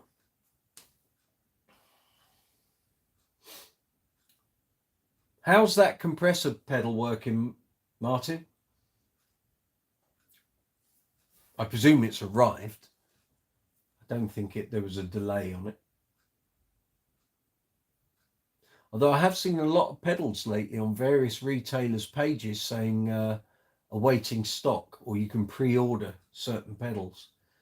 But I don't know if that's still to do with chip scarcity, as we've experienced through COVID and coming out the other side. It has arrived and has earned a permanent place on the board. Excellent. Pleased to hear it. So tell me, Martin, what made you go for that? What made you go for that compressor? Robert O'Brien, welcome, sir. Good to see you. I bought a German Warwick Corvette and the truss rod was out of adjustment and the adjuster nut was taken off. I had to take it to 3 different techs before one finally knew how to sort it out right. What, as in you had to wait for them to do the truss rod, or was the nut the problem? Because I know Warwicks have a bad reputation for truss rod problems, and there was a whole period through the late 90s maybe and early 2000s where the Bass Centre in Wapping here in London, that was the UK distributor pretty much for a long period for Warwick, and then it moved over to MAD distribution. The Bass Centre would get loads of late 80s, early 90s Warwicks, especially thumb 5s, where the truss rod just basically snapped inside the neck. Aluminium, I think they were. And they snapped, and as soon as they snapped, the neck bowed big time. And it's, I don't want to say that Warwicks from day one have had truss rod problems. That's not the case. But at the Bass Centre, I can remember various members of staff going, "Oh, you wouldn't believe how many of these Warwicks we've had back." I think there was a problem in the early days, whether it was how they were fitted or the materials, or that they just didn't like being constantly adjusted. So there was definitely a problem there. So, oh, Robert, both. Yeah. Again, this is a thing of using lots of brass hardware. When stuff goes wrong and stuff needs milling and re-grinding and what have you, it's a real pain. It's not easy. Jim Hawkins, have you played the Sons Amp YYZ pedal? No, I haven't, not yet. When those, I think the last load of Tech 21 stuff that came into the mag, I think that might have gone to Steve Lawson, maybe, or Stu Clayton. I didn't get any of the Tech 21 stuff. Shame. Would have liked to have tested it, but there we go. I used the pedal with a Fender amp. Cool. And what bass? What bass you using, Jim? Robert O'Brien, they thought the truss rod was shot, but the last guy knew how to do it all. Very good. Like I say, the Warwicks had a reputation for a while with truss rod snapping, locking up, where you can't turn it anymore, and you don't want to turn it one like real power turn and then it snaps. You don't want that. So Martin Fay, I wanted a compressor that allowed me to blend the wet and dry signal. Came down to a choice between the Cali 76 or Empress in the end. Did you try them both before you plumped for the Empress, or was it just a case of reading and watching demos and stuff that made you decide that? Because I know the Cali 76 is like widely regarded as like one of the best sounding bass compressors out there in a pedal format. Just going to grab a quick drink. Cheers, everyone. Hope you're all good.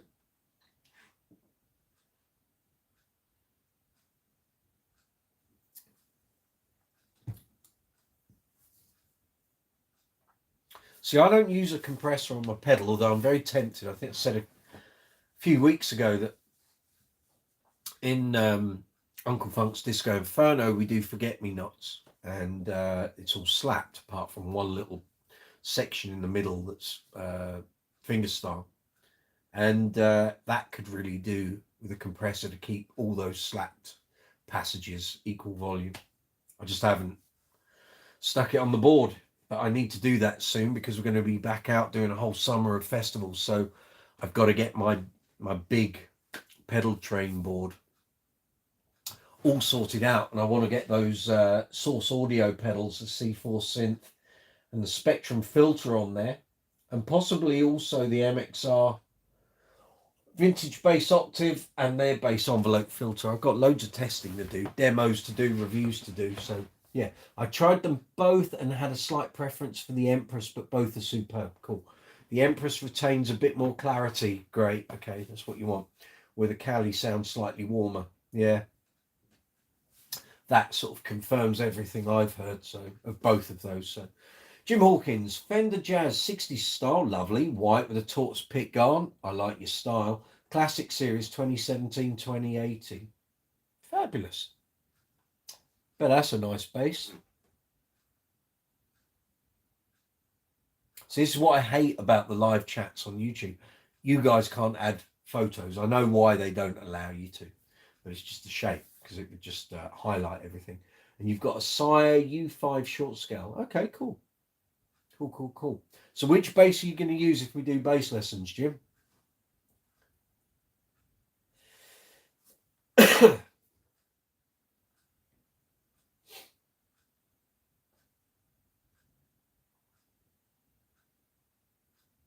As you can see, I'm transfixed to the live chat. It's just easier to read everything, because if I try and wait for the messages on the camera, they fly by so quick that it's hard to keep up. You're going to use the Fender. Cool. Okay. Very good. So what your homework is, Jim, I know we haven't started lessons yet, but you need to send me an email with what you want to achieve. What do you want to get out of having bass lessons?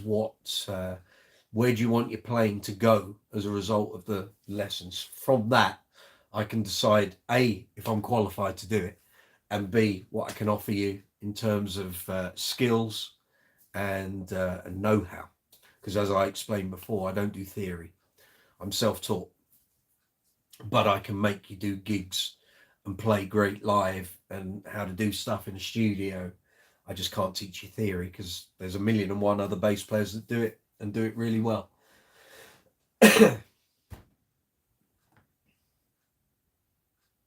So we're coming up to 9:20 here in London, here in the UK.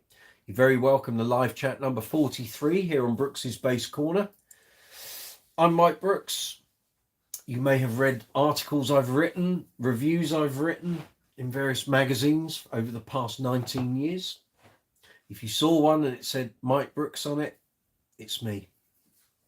Tom Sage, my cousin. Here we go. Those 80s videos were a good start for me. You mean the stuff I sent you? The links I sent you? Is that what you mean? So I sent Tom. He's just started bass at the ripe old age of 40. What did I send you? Billy Sheehan, Stu Ham, Rocco Prestia, some Level 42. I can't remember. I sent you loads of stuff.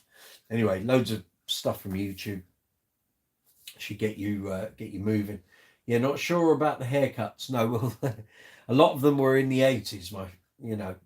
It's you were just a toddler in shorts back then. But yes, there were some cracking haircuts going on. Yes, indeed.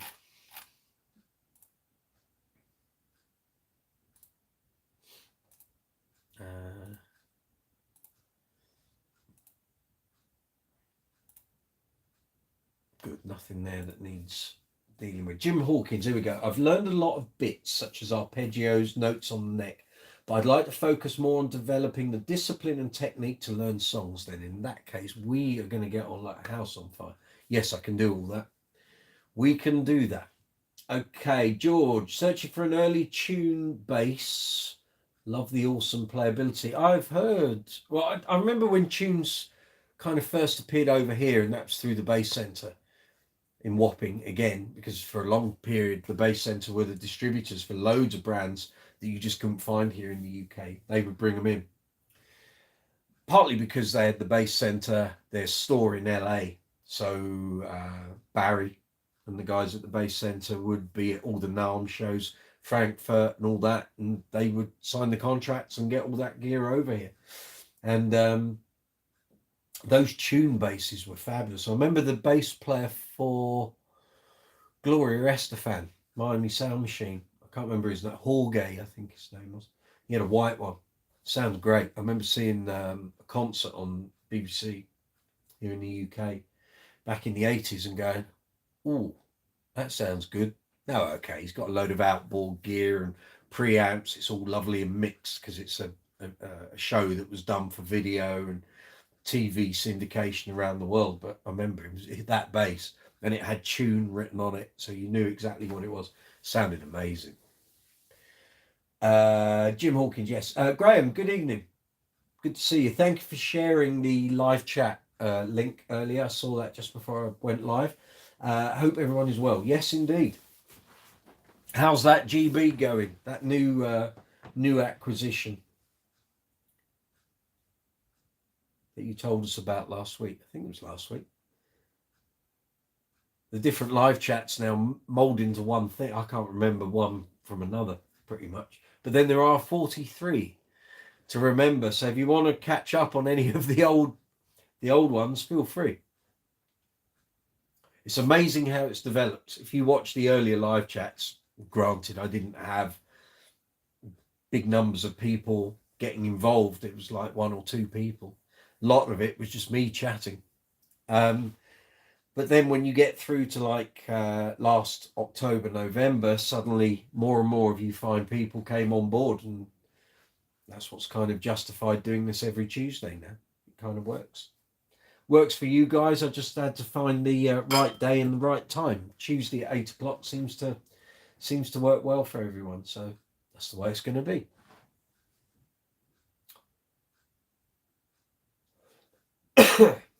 Did you see the post from John Hunt today, Graham, about the Bernie Fretless, which I've actually played. I played it last time I was down there in October, but he'd shown it to me back in May when I picked up that white GB that you see in the rack there. But he was playing the Fretless when I last went down there, and it's a fabulous bass. So yes, Bernie Goodfellow at GB Guitars is now, well, he's made himself a very nice passive jazz. Again, in Daphne blue, white scratch plate, very traditional looking. Sounds amazing. Now, whether he's going to do those as a range or you have to go directly on a one-by-one order basis, I don't know. But John Hunt went down to the workshop yesterday and posted up a load of pictures about it today. So hopefully Bernie's going to do some of those. Jim Hawkins, it's pretty cool to be an early part of this community. Well, you are more than welcome. Yes. I'm hoping this will build into something bigger. You know, I can't take on Scott Devines of this world. I mean, he has blazed a trail that none of us will catch up with. You know, even big time bass celebrities don't get Scott Devine figures. But all I can do is what I do, and take my knowledge that I've acquired over years and playing experience and offer it to you guys. And if it helps some of you along the way, then great. That's my idea for the channel.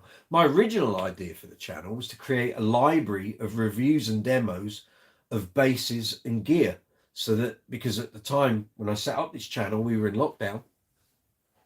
No one could go out to bass stores and try stuff. Loads of people were buying instruments, but they were buying stuff unseen. So my idea was, well, if you wanted to buy an alembic like that one on the wall, you're not going to splash £6,000 to £10,000 on a bass you can't play.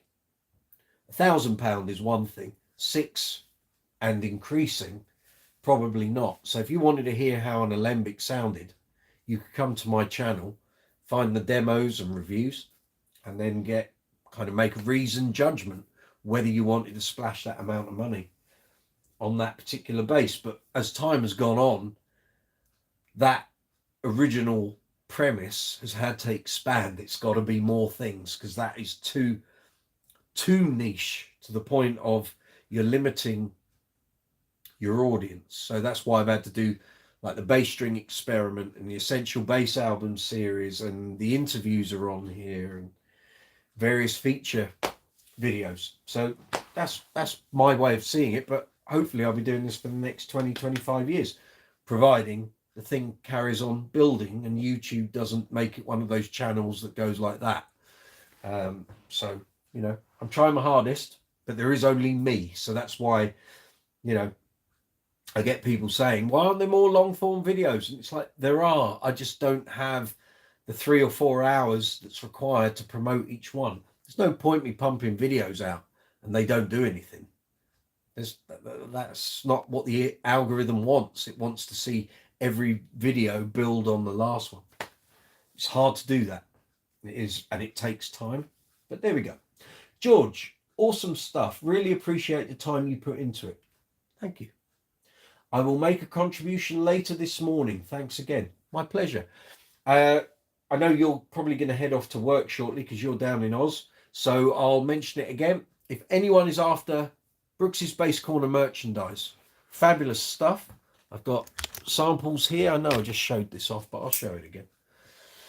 T-shirts, hoodies, caps, mugs, bags, water bottles, phone cases, mouse mats, all of that. If you go to the description box below, there are links for the UK and Europe store and the US and worldwide store. And as of 1 minute past midnight tonight, wherever you are in the world, you could be in Outer Mongolia or Peru or Canada or Greenland or France, Germany, Spain, Denmark. All Brooks's Bass Corner merchandise, there's no shipping. So the more, if you were thinking of buying a few bits and bobs and the delivery costs were putting you off, there's no delivery cost. So the price you see on each item, if it's a £20 t-shirt or a £30 fleece or a hoodie or whatever, that's the price you're paying. There's no delivery cost. That runs from 1 minute past midnight tonight through to 23:59, so 1 minute to midnight on Sunday night going into Monday morning. So anyone that wants to buy the branded merchandise, no shipping costs. It's free shipping. And I'll be posting all of that up on social media tomorrow. Well, in fact, I might do it after this live chat, so people will be seeing it in their feeds when they wake up. Jim Hawkins, Scott started just trying to get a few clients for bass lessons. Yeah, he did. If you hear him tell his story, he never imagined it would become so big. Well, no, quite.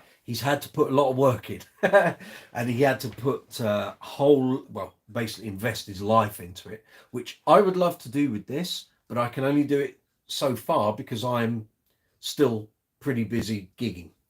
But I'm trying to do what I can. Some weeks it's just impossible. Like the past 2 days, I've been dealing with US tax forms for affiliate sales and trying to track where affiliate sales have gone and where the payments are and when I'm getting paid, and now getting more affiliates on, and now I've got to do content for the affiliate stuff. So I'm not moaning about it, it's just the nature of the beast. But that's 2 days I could have done making content. So all these things have to get done. And also I thought I had a clear week this week and next week. Well, yesterday I got contacted for a Queen gig for this Friday that had been on, off, and is now back on. So I thought I had a clear run to do work all week. Now I've got to put some time in, next couple of days running the set. Friday is a complete write-off. So I'll mention again, anyone who's based down the West Country, North Devon way, I'm playing with Queen Tribute on Friday at Bed Nightclub in Bude. So if you want to come along, I think there's still tickets on sale. If they've sold out, send me a message on social media or the community tab. Chances are I can get you in on the guest list, I would imagine. So if you're down that way, you want to come and say hello, feel free. Graham, the Rumour is a lovely bass, excellent. And typically seen another GB surface in the last couple of days. 4-string Spitfire, neck through, LEDs, and it's stunning. Where's that? I haven't seen that. Where did you see that? But suppose you can't have them all. Well, you can try. I haven't seen a 4-string Spitfire. Is that on the Facebook page? I haven't seen that. Got to get myself a couple of shirts tomorrow. The size guide's pretty accurate. Yep. So this is a large shirt. I'm usually like a 42-inch chest. There are different, so if you want like a skinny t-shirt, there are those on there. If you like a longer shirt, there are those. If you like a baggier shirt, there's loads of different styles on there, so feel free. 2 new designs went up yesterday, courtesy of the lovely Style by Stacey Ann, and hope you like those designs. But feel free. So basically there's about 7 or 8 designs on there, and then every design is available across about 140 items. So it can get a little bamboozling. My advice would be, whatever you want to buy, stick them in your basket, and then when you're ready to make the final choice, you can discard. Well, I prefer that one over that. You've already got them in the basket. It's a lot easier to do that rather than when you're doing the shopping go, but is that better than the one that was up 4 levels? And yeah, it gets a bit confusing. But that's what I did when I bought the first load of samples. I basically picked the items I wanted, put about 20 in the basket, and then I think I took about 15 out. So I had 5 things. So the bag, the mug, this top, the cap. That's 4, 5, 6. I had 7 items. So yeah, feel free, Graham. Help yourself. It's like I say, it's free delivery. So I guess when you go onto the store, underneath the main sort of header, you'll see a thing that will say free shipping, and there'll probably be a button there saying redeem. Click on that, do your purchases. When you go through to your basket, it should all be applied. Jim Hawkins, can you talk about some upcoming gigs? My gigs? Is that what you mean, Jim? Gigs I'm doing? I can tell you about that, yeah. Let me just create a window. Let me look at my Google Diary, which isn't a euphemism, by the way. And I'll tell you. I can tell you what I've got coming up. I presume it's my gigs. I'll wait for you to reply, Jim.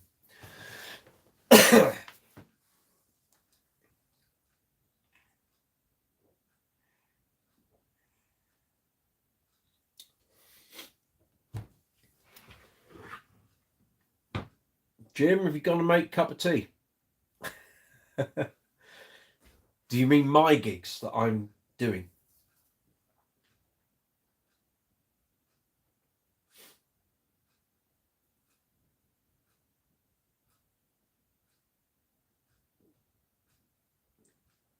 Earth calling Jim.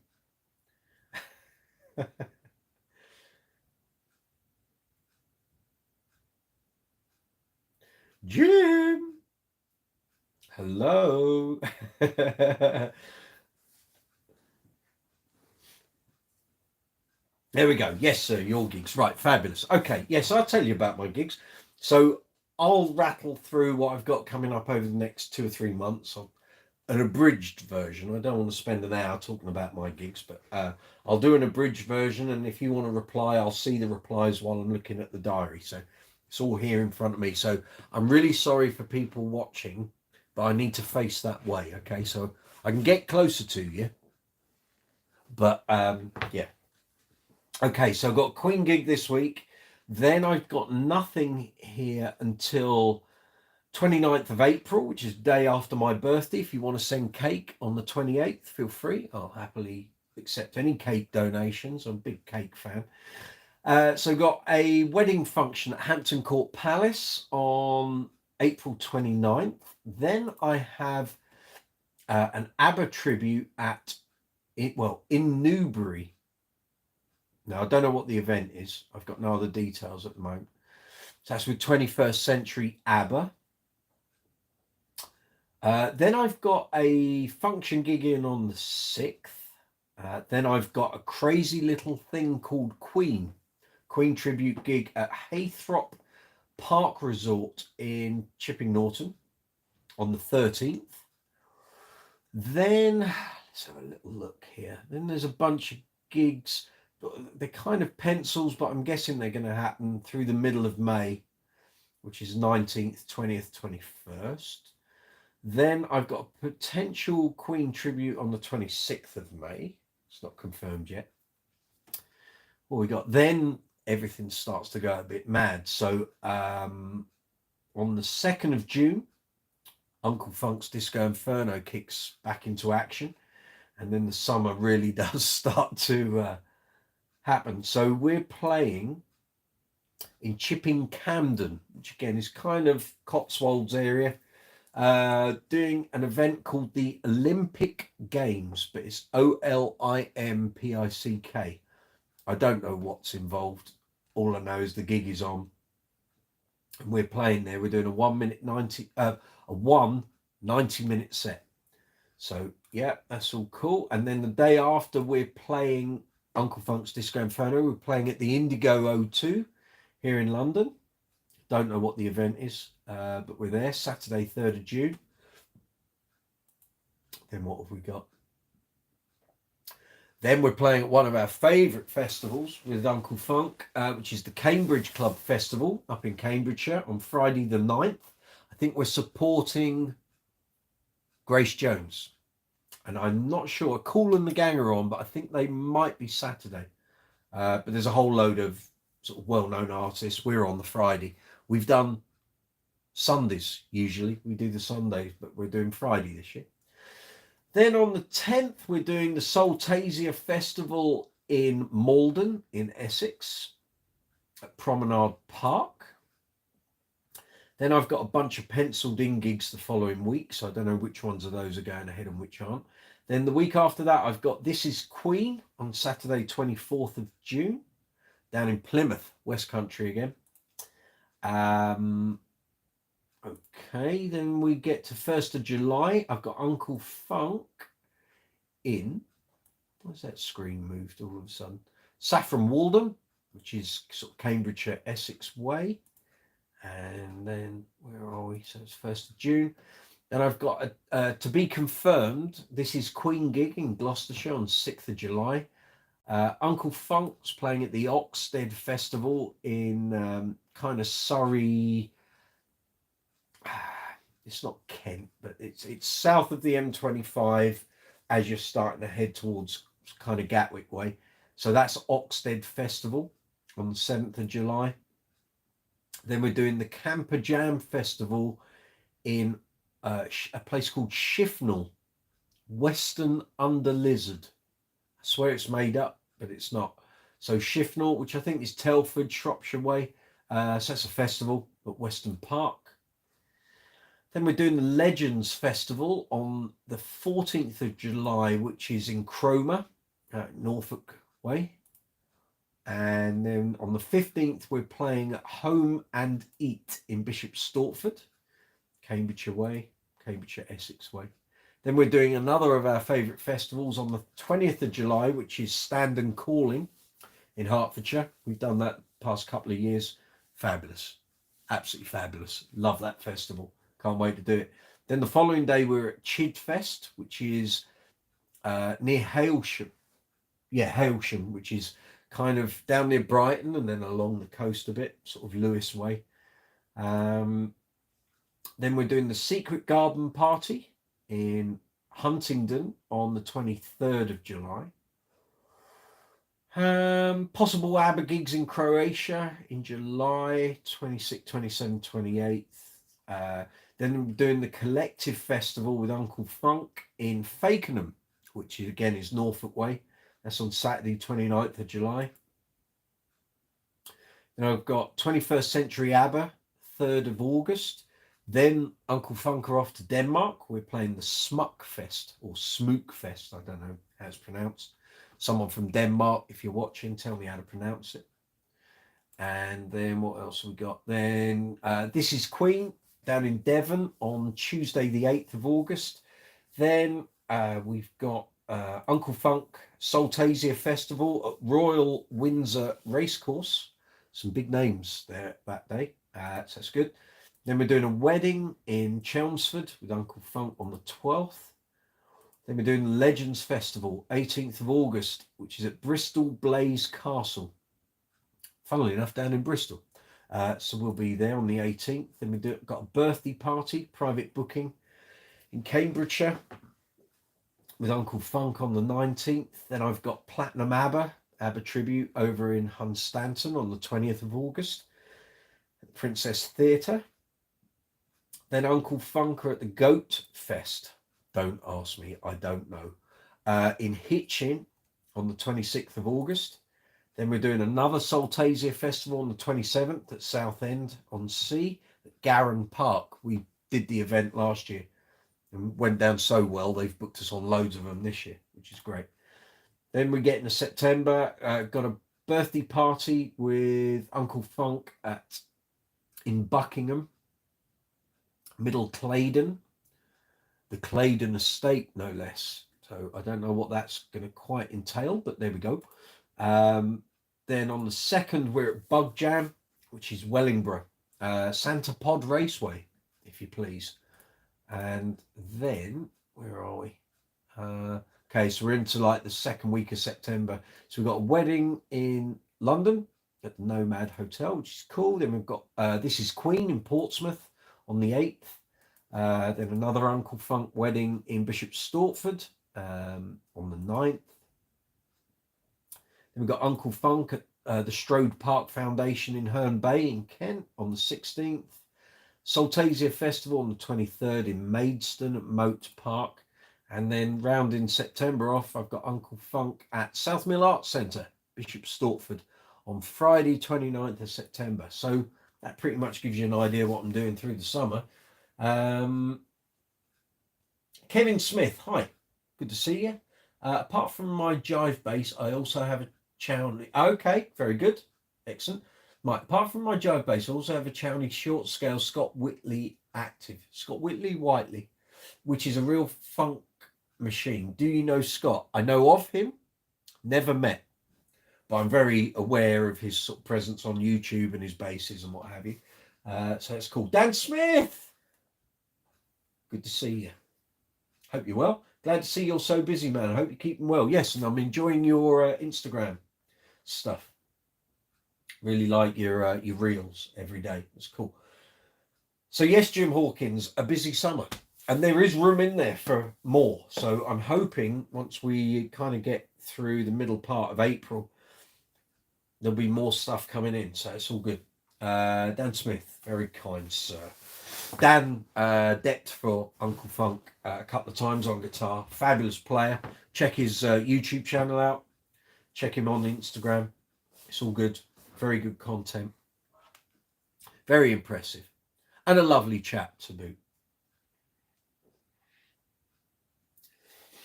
It's all good. You're very welcome, Dan. I don't think you've been on the live chats before, so you're very welcome. You're amongst bass players, so we're friendly people. So the guitar chat will be limited, but the bass playing stuff, you'll learn loads. I hope. We'll see. We've been going for an hour and 3/4. So this is live chat number 43. I can get rid of my diary now, can't I? This is live chat number 43 here on Brooks's Bass Corner. Tuesday night, London town, here in the UK. We're doing all the bass chats. So you got any questions about basses, amplifiers, speakers, combos, gig bags, effects pedals, accessories, strings, straps. You want to know anything about great bass players, bands with great bass players in, albums with great bass lines on. If you've got any gear and it's causing you a problem, sorry, I keep knocking the camera because my foot moved around the base of my chair. Sorry, vibrated a bit. You got any questions about gear that's not working? Maybe you want to set a pedal board up from scratch. Maybe you're looking to add some effects or a new bass or a new amp to your arsenal. You don't know what to buy. You might have the money, but what's out there? Maybe you're looking at getting a 5-string, maybe a fretless, maybe an acoustic bass. Ask me. If I can help, I will. If I don't know the answer, I'll throw it open to the floor, and some of these very learned people that we have here on our bass chat every week, they might know the answer. So feel free to fire away. So if you've not been on a live chat before, here's how it works. This is the video window. Underneath the video window, if you're on the mobile app, is the live chat window. If you're on the desktop version, it's that way. Put your insertion point, cursor, pointer, whatever, into the live chat window. Type your comment or question, press send, it pops up on my window. As soon as I see it, I'll respond to it. All the other people can see those messages as well. So if they know the answer, if you've got a question, they know the answer before I see it, they'll respond before I do.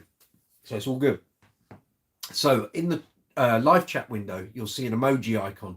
Feel free to give that an absolute hammering. YouTube loves the fact that people add emojis to chats. It means you're getting involved.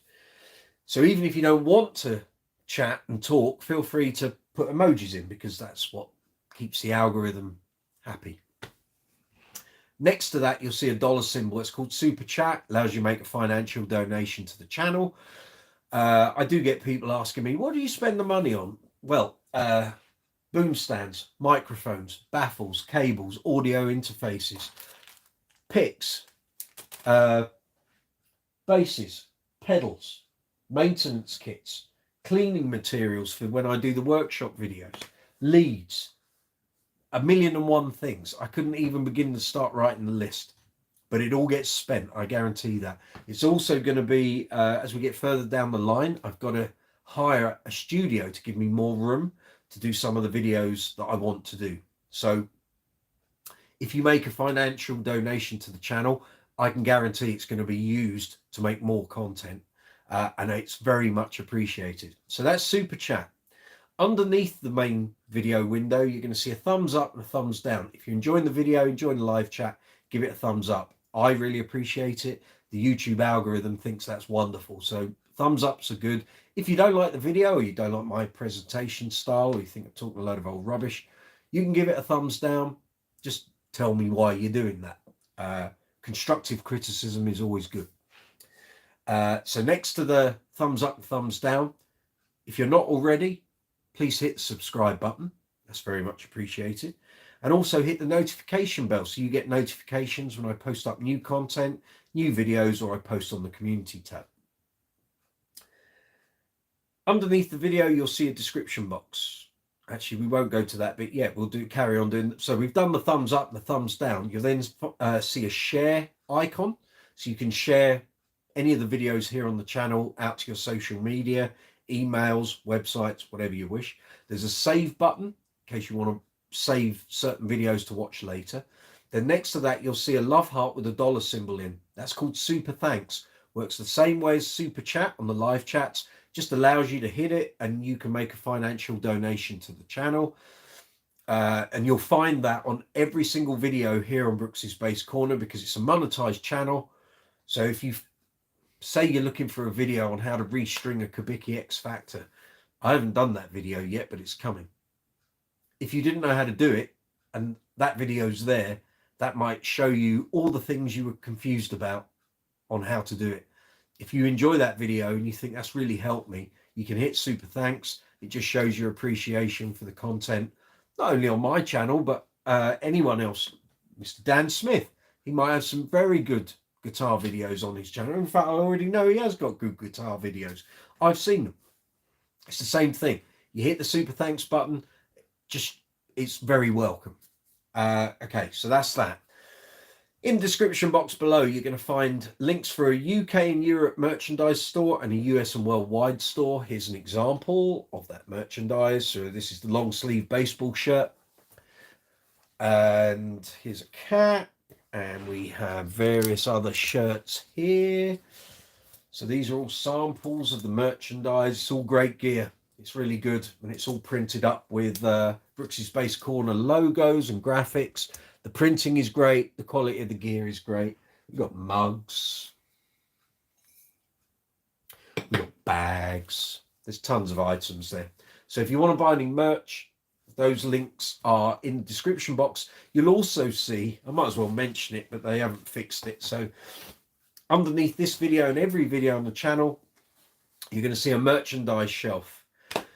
Now, I know some of you are going to look at it and go, there's nothing on it. Or there might be one item like a bag. So basically, I've connected the Spreadshirt, the Spreadshop merchandising channel to my YouTube channel. But for some reason, stuff at YouTube and Google, all the stuff got uploaded.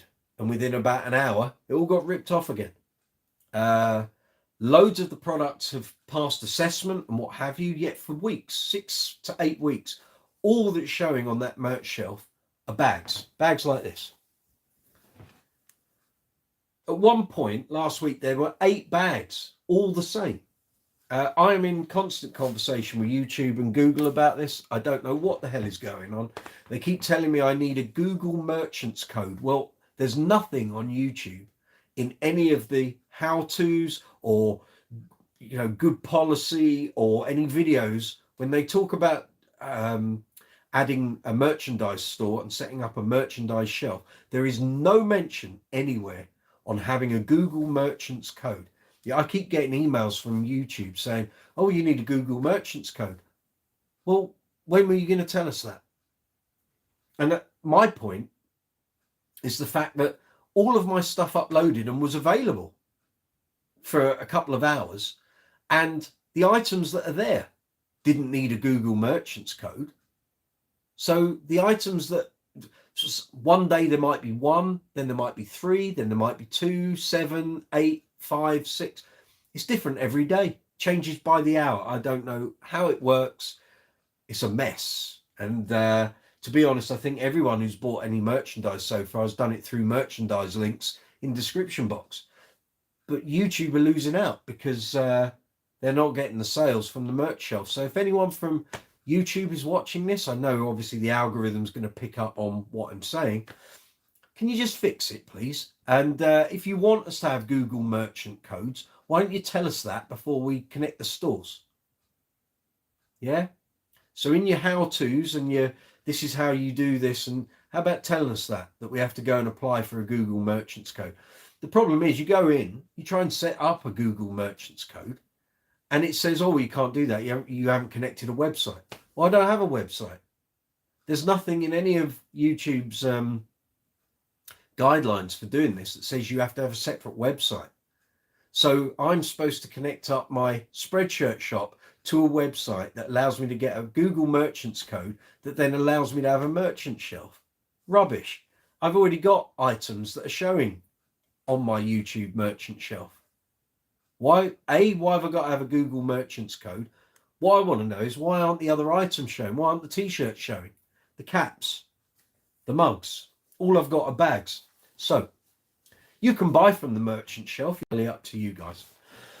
But from 1 minute past 12 tonight, wherever you are in the world, whatever your time clock is, at 1 minute past 12, 1 minute past midnight, all merchandise on Brooksy's Bass Corner on going through those store links in the description box, or on the merchant shelf, there's no delivery costs. It's free shipping until 23:59 on Sunday night going into Monday morning. So you've basically got all of Wednesday, Thursday, Friday, Saturday, Sunday, all this merch. There's no delivery costs. So if you were thinking of buying a t-shirt and a cap and a mug, the more you buy, there's no shipping cost. You're just paying for the item on the price that's displayed on the store. Now, I do get people saying, oh, you must be rolling in it. You're selling loads of merchandise. I don't get all the money that each item costs. I get like a nugget of, I might get a couple of quid. So on a £36 hoodie, I might make £3. You know, that's how it works. You don't earn £36, you get a percentage. That's the way it works. I'm happy with that. It all goes in the melting pot, and at the end of the year, what's in there is in there. That's the way it works. So that's the merchandise. Underneath the merchandise description box, you'll find affiliate links for Thomann here in Europe and Amazon for UK and Europe and US and worldwide. The way that works, if you're thinking of a bass, an amp, a pedal, gig bag, strings, leads, picks, if you've got anything bass related purchase wise that you think I need to be getting this, that and the other, you can help the channel by clicking on those affiliate links, going through to the storefront for Brooks's Bass Corner. I've put loads of products. There's loads of strings, basses, gig bags, cleaning materials, polishing cloths, waxes, spray cleaners, tools for fixing your bass. There's loads of stuff in there. Select the item you want, add it to your basket. If you go through with the transaction, pay for it, they ship it to you. I receive an affiliate payment for the channel. That's how it works. Again, we get a little amount, but it all goes in the big melting pot. That's the way, that's how I can summarize it. Okay, so at the moment there are affiliate links for Thomann and Amazon. I'm hoping there will be Sweetwater, Sam Ash, and a bunch of others. I've been working on this for 2 days, so we'll see. Okay, underneath the affiliate links, you're going to find social media links for Facebook, Instagram, Twitter, Be Real, Quora, Reddit. We're on all of those. And then if you've got any comments, or if you're watching this video after the event, you can't use the live chat window, leave your comments in the comments section. Whether it's a day later, a week later, a month later, a year later, 10 years later. If you leave a comment, I'll get a notification. I'll respond to it as soon as I get it. I'm pretty good like that. So yeah, right, let's see. I saw a load of messages popping up there. Dan Smith, love me some bass. It's all good, quite right. This old helmet. To what are you referring, sir? Good to see you. I don't know who you are, but I don't think you've been here on the live chat before, but you're very much welcome. Strap-on spelled backwards is no parts. Okay, where are we going with this then?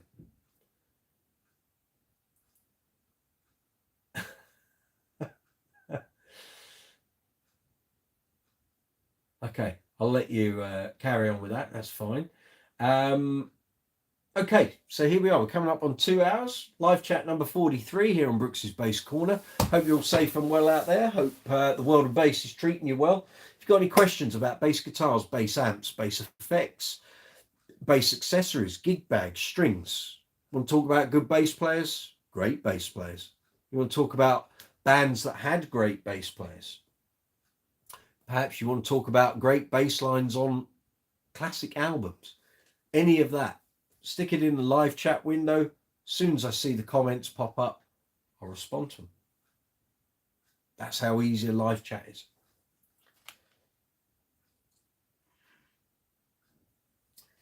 So who's got gigs this weekend and where are you playing?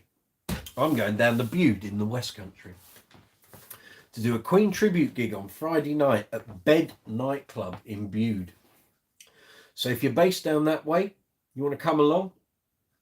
I don't know if there are still tickets available. There might be. I don't know. If there aren't, if you contact me before the event, I can certainly probably get you on the guest list. So I'm more than happy to do that. I saw a message. Dan Smith, I pulled a Russian girl there. Imbued. Okay. Do you want to carry on that conversation? What was her name? Where was she from? I know Russia. That's too easy. You've got to tell us the city. Oh, my mum's on here. I'm assuming that is either my mum or it's my sister or my niece asking. Mum wants to know how you have a pee when... This isn't the high level conversation we have here, Mum. The gang don't need to know this.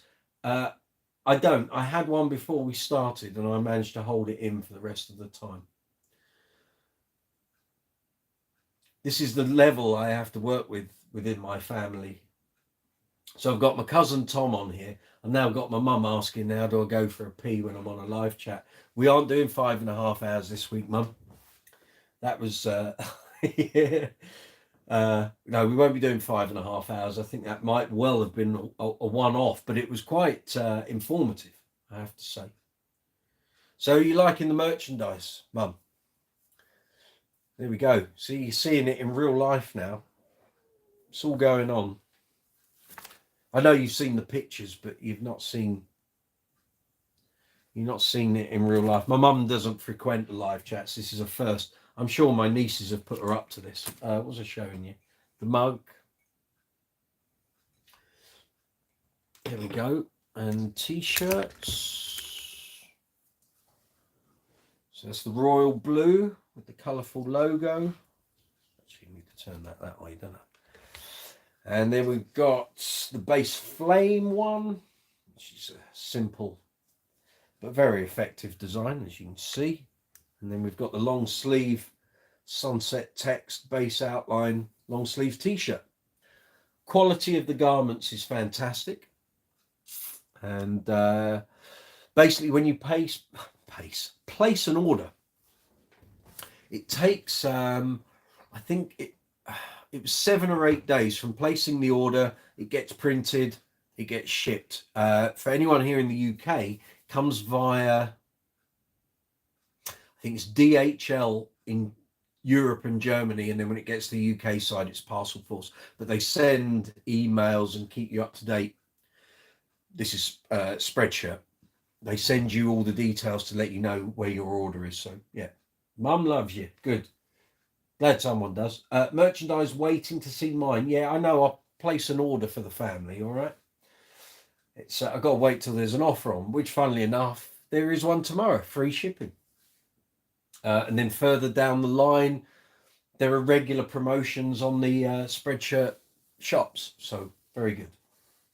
So here we are. You got anything to ask about? Basses, bass amps, bass cabinets, combos, bass accessories, gig bags, strings, pedals. Pedals is always good. Lewis, are you still there? Lewis Wingrove, based in California. He is a walking guru on pedals, frankly. So if you want to know something about a pedal, chances are Lewis has either tried it or got one, so it's all good. Harry Poppins, welcome. Who's that then? I don't recognise the name. I don't think you've been here on live chat before. Lewis. Fabulous. Lewis is my pedal expert. He's excellent. Top man. Harry Poppins. I have no idea who that is. Do I know you? Have I spoken to you on social media, maybe? I don't know. Lewis, much love to all in the chat. There you go. We're a friendly bunch. That's the way it is. Actually, I'm very pleased because on the first, probably some point in the first 10 live chats, we kept getting various people that would drop in on live chat. I know for a while this was a thing on YouTube where people would basically come in and try and disrupt a live chat, and they would bombard with like a million messages of nonsense or nothing, just like random characters, and we had to shut them down. Learned how to use that facility very quickly, but thankfully it doesn't seem to be a thing anymore. And I know kind of a lot of live chats, certainly the bass ones, don't exist anymore. Over the weekend, over Easter weekend, I was trying to see if there were any live chats going on. Anyone that I recognised or any channels that I follow. I couldn't see any. I kept searching various times of the day. So I don't know. Does anyone here frequent any other bass live chats? Any of the guys from Bass Buzz? You know, are there other live chats? Because I'm not finding them, but not that I'm looking a lot. But my mum listening for the first time. I love it. Mum, there's 42 other live chats, so feel free to go back and listen to all of them, eh?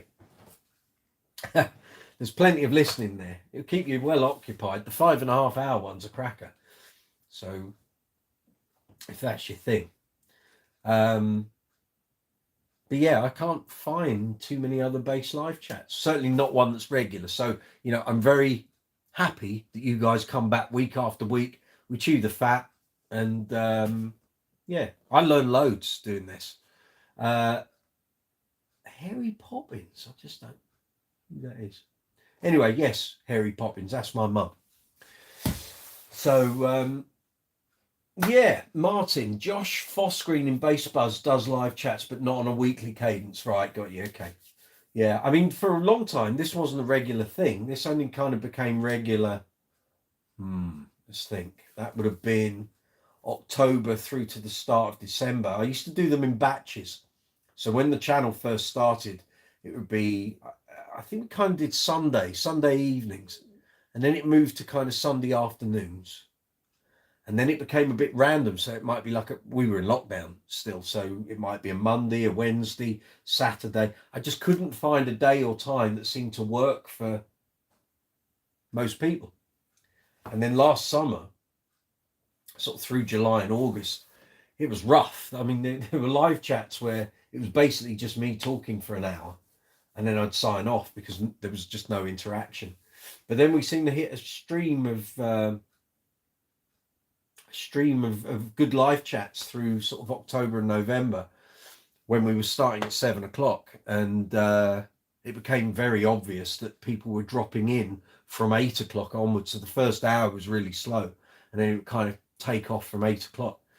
So once we got past Christmas and New Year, it was fairly obvious to me that 8 o'clock is the time to start this, and then we just see where we go. And it's done pretty well since New Year. So well done, gang. I'm really pleased with how this is kind of progressing. So it's good. And again, viewing numbers, comments, people getting involved, messages, it's all on the up. If I look through all the live chats, it's all kind of just, it keeps getting bigger and bigger. So that's great. That's what we're here for. So yeah. So what's the next purchase, Martin? What's next on the shopping list? What are you looking at? Jim Hawkins, top 3-5 songs to learn for beginners. Another One Bites the Dust, which is relatively simple. Now, one of the things I was taught when I first started was Crazy Little Thing Called Love by Queen, because the first part of it is a 12-bar walking line. But the problem is Crazy Little Thing Called Love doesn't follow a 12-bar format.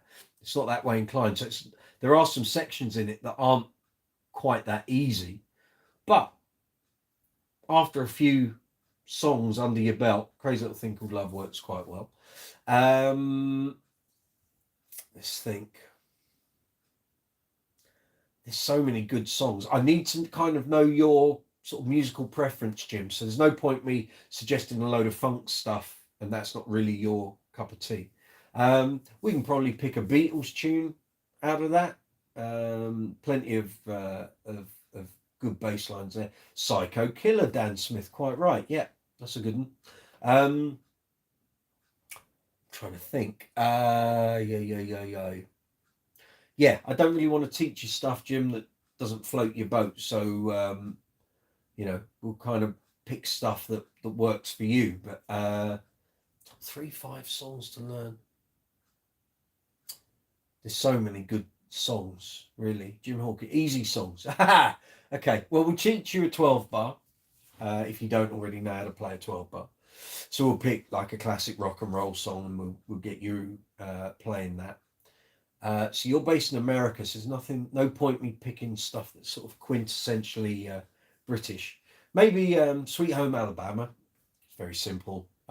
There's good space in it to create some moving bass lines there, especially when the solo happens. So, yeah, that's easy songs that come to mind. Oh, are you going to mention a few? Martin Fay, I've no serious purchases planned. Have my pedal board and amp sorted now. I do like the Lakeland Geezer Butler, but Lakeland have changed European distributors, so need to wait to try. A lot of the American companies have changed European distributor in the past 6 months. Music Man now are not using Strings and Things for the, when I say the top level, what I mean is not the subs and the sterlings, I think. Strings and Things are still doing those, but they're not the UK distributor for the higher end USA made Stingrays and Music Man models. Oh, you love British stuff, child of the 80s. Okay. What I'll do, I'll go through a big long list of kind of easiest tracks, Jim, that I've done for people in the past, and we'll pick a load of tunes out of that. Let me see if I can just find one of those lists. Just bear with me a moment. Right, I think I know where I need to look.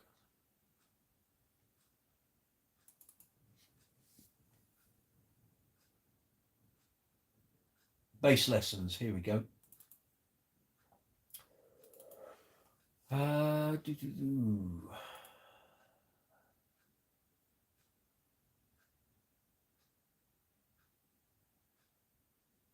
That's slap stuff. We ain't doing that to start. Just bear with me a moment, Jim.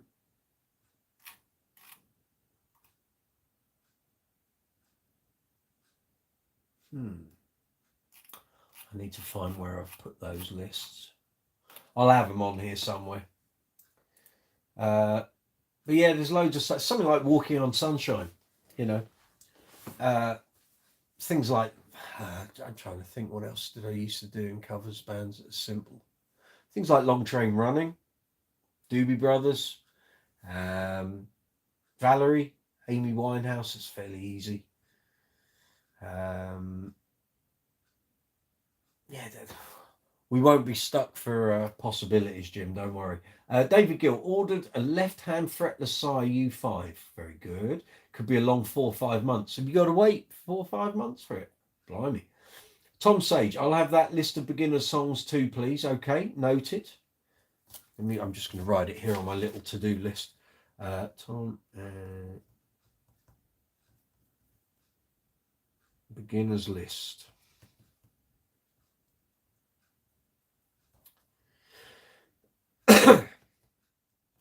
Okie dokes. Fretless U5. Yeah. Nice one. Well done, David. Maple board. Cool. Martin Fay, Jim Hawkins, Rocksteady, Aretha Franklin. Yeah, good call. There's a great bass line. It's pretty easy to play. Yeah, it's good, actually. Good call. I can go into one of my old band song lists. Let's have a look in there. Doo-doo-doo.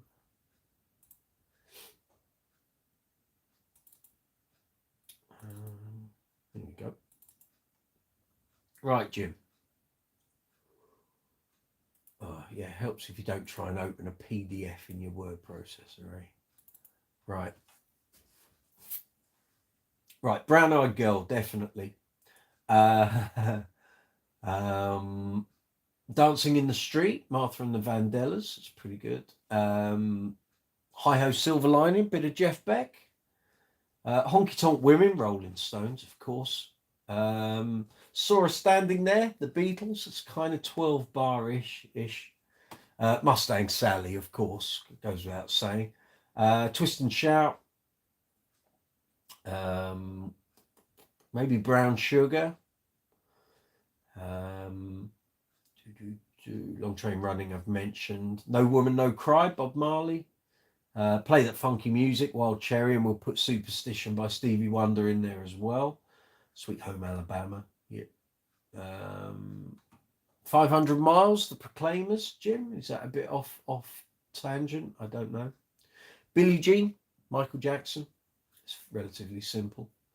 Desire, U2. Everybody Needs Somebody, Blues Brothers. We can do that. I Love Rock and Roll, Joan Jett. Summer of '69, of course. It's a little more modern stuff.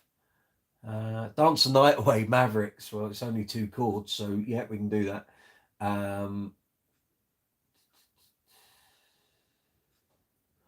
I would say some Oasis, but I don't know if you know who Oasis are, Jim, if you're out in the States. But if you do, yeah, we can do some of that. Get Lucky, Daft Punk. Yeah, it's not a lot to that. It's pretty easy. Last Night, The Strokes. Moves Like Jagger, Maroon 5. Could do Sex on Fire if you fancy a bit of, gig revelry. Yeah. Give Up Uptown Funk, Bruno Mars a go. It's not too hard. Valerie, yeah. Yeah, so there yeah, we're not lacking possibilities, are we? So that's all good.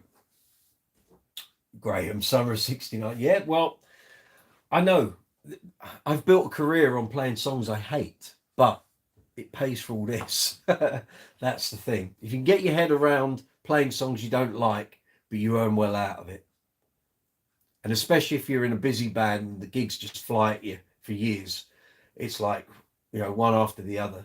You just get not worn down, but you just accept it. Or I did. Any Green Day good for starters? Yeah, American Idiot, probably. Basket Case is easy enough, but it does tend to move around a bit. So when you're starting out, American Idiot's probably the one for that. Tom Sage, Longview. Here we go. Well, I used to play in a Green Day tribute, so all of this is good. Yeah, Longview's accessible. That'll get your hands moving, Longview. Yes, Tom. In fact, any Green Day that you want to learn, just tell me what you want, and I'll show you how to do all that. Yeah. I've even got the bass to play it on. Although I'll change the flats for rounds, of course. Yeah. So here we are, Brooks's Bass Corner. It's 17 minutes past 10 here in London, in the UK. Live chat number 43 here on the channel. Every Tuesday night we do this from 8 o'clock UK time. You're very welcome. If you've never been here before, my mum hasn't been on here before. She is now. This is the video window. Underneath is the live chat window if you're on the mobile app.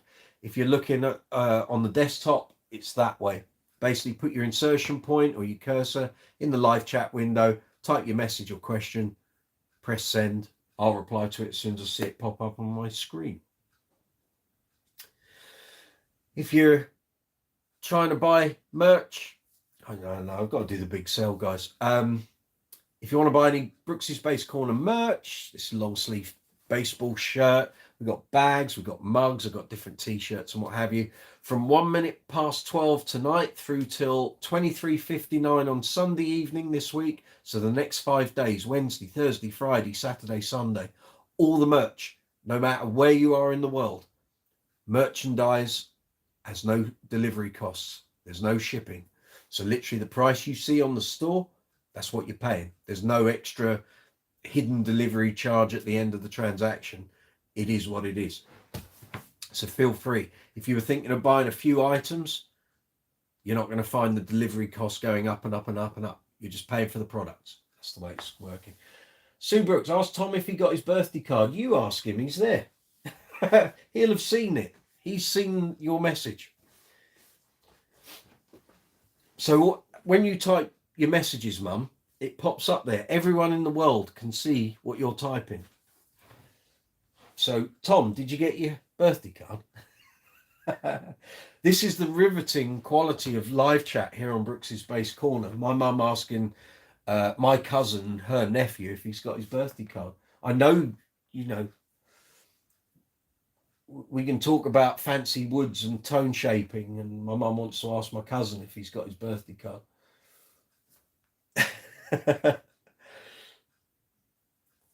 Yes, thank you, Auntie Sue and Barry. There we go.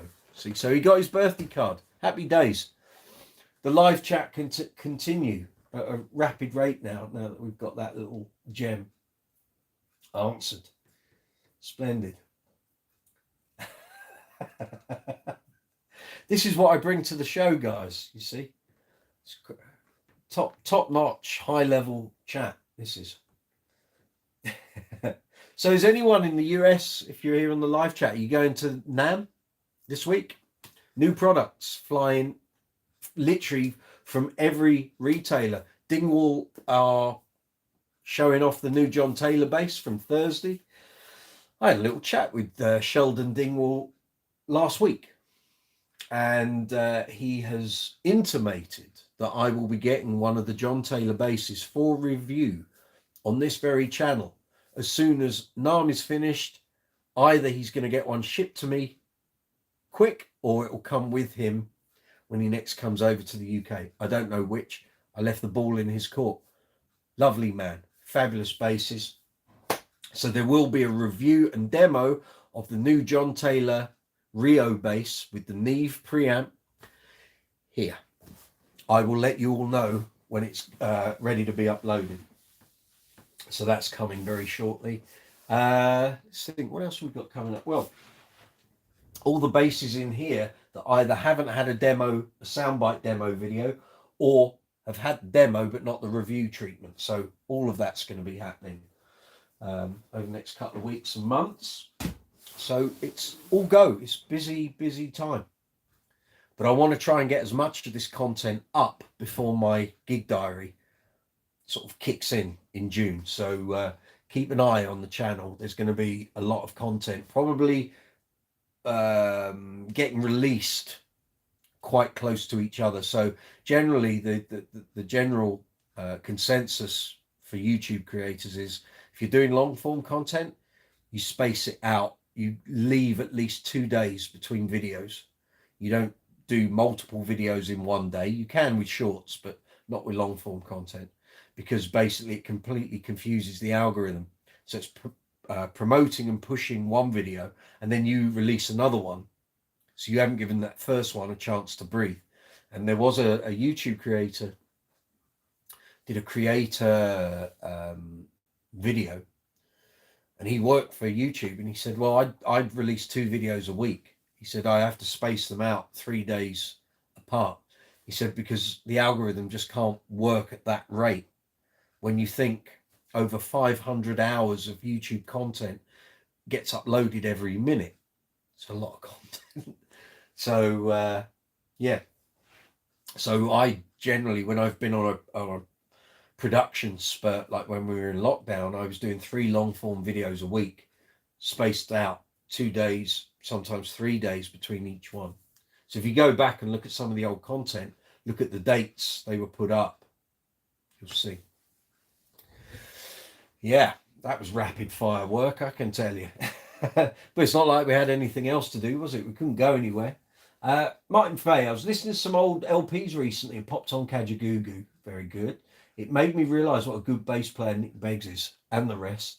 Do any other underrated basses come to mind that I could check out? Well, before we leave the Nick Beggs discussion, there is an album. I don't know if you can get it on Spotify. So he was in a band in the late 80s, from about 87 to 90, 89, 90, called Ellis Beggs and Howard. They had one big single called Big Bubbles, No Troubles, which was fantastic. Came out in 88. They did one album that got released. They wrote another album that didn't get released. That first album's called Homelands. I could never find a copy. When I went to university, one of my best mates on my course had the vinyl, so I did a tape copy. I must have worshipped that tape. How it didn't wear out, I don't know. I played it over and over again, learned loads of the parts and what have you. Further down the line, about 4 years later, I found the CD, brand new one, shrink wrap, sealed. Great. Right, bought that. Then I found it on vinyl, so I bought that. That album, Homelands, is just fabulous. If you can find it on Spotify or wherever you download your music, get it. There are various videos on YouTube, but there isn't loads. And they did a program that used to be on Channel 4. And I think it was a Sunday lunchtime. I think it's called Wired, back in like 88, 89. And they did a performance. I think it was like at Town and Country Club or something. And it was out, or the Astoria might have been. And it was amazing, but it's not on YouTube. But there are some, or there is some gig footage on YouTube. Great band, amazing band. Right, underrated bassists. Where do you want to start? Derek Taylor. He was the original Roachford bass player. He did the first 4 Roachford albums, and then he went to doing sessions and he became Gabrielle's bass player. I've met him once or twice. We were conversing a couple of months ago. He'd seen some of my reviews. He knew who I was because we've met and said hello before. And he was asking advice about Aguilar stuff. He's the bass player on the Bob Marley musical in town at the moment in London. And I really do need to take up his offer of getting some tickets and going and seeing that and saying hello. So Derek Taylor for one. If you've never checked out Roachford's albums, do. The first 4. There's loads of footage online. There's a video that was filmed up in Inverness, a venue called the Eden Centre, which was part of Roachford's 1989 tour to promote the album, the first album. That performance, again, I had that on video when it was shown on TV. How I didn't wipe the video. I watched it so much. And you can see Derek do his thing. Outstanding bass player. I mean, really, seriously good. Seriously good. Underrated. Young guy called Mark King. I don't know. You know, might get somewhere one day. I'm trying to think. Underrated bass players. Opening a can of worms there, Martin Fay. Yes, Melvin Brannan from Dan Reed Network. Outstanding bass player and a personal friend. Hi, Melvin, if you're watching. I doubt it, but yeah. Amazing bass player. First 3 Dan Reed Network albums. If you're into funk rock and slapping and really groovy material, really funky material, those 3 albums. Muzz Skillings did the first 2 Living Colour albums. Great player. In fact, let me open up my music player and I'll quickly scroll through album. Well, Bernard Edwards, you know, seriously underrated. People who know will always mention him as an influence. Vadim White, again, massively underrated, I think. Andy Fraser from Free. People love Free, but they don't always know the name of the guy that did it.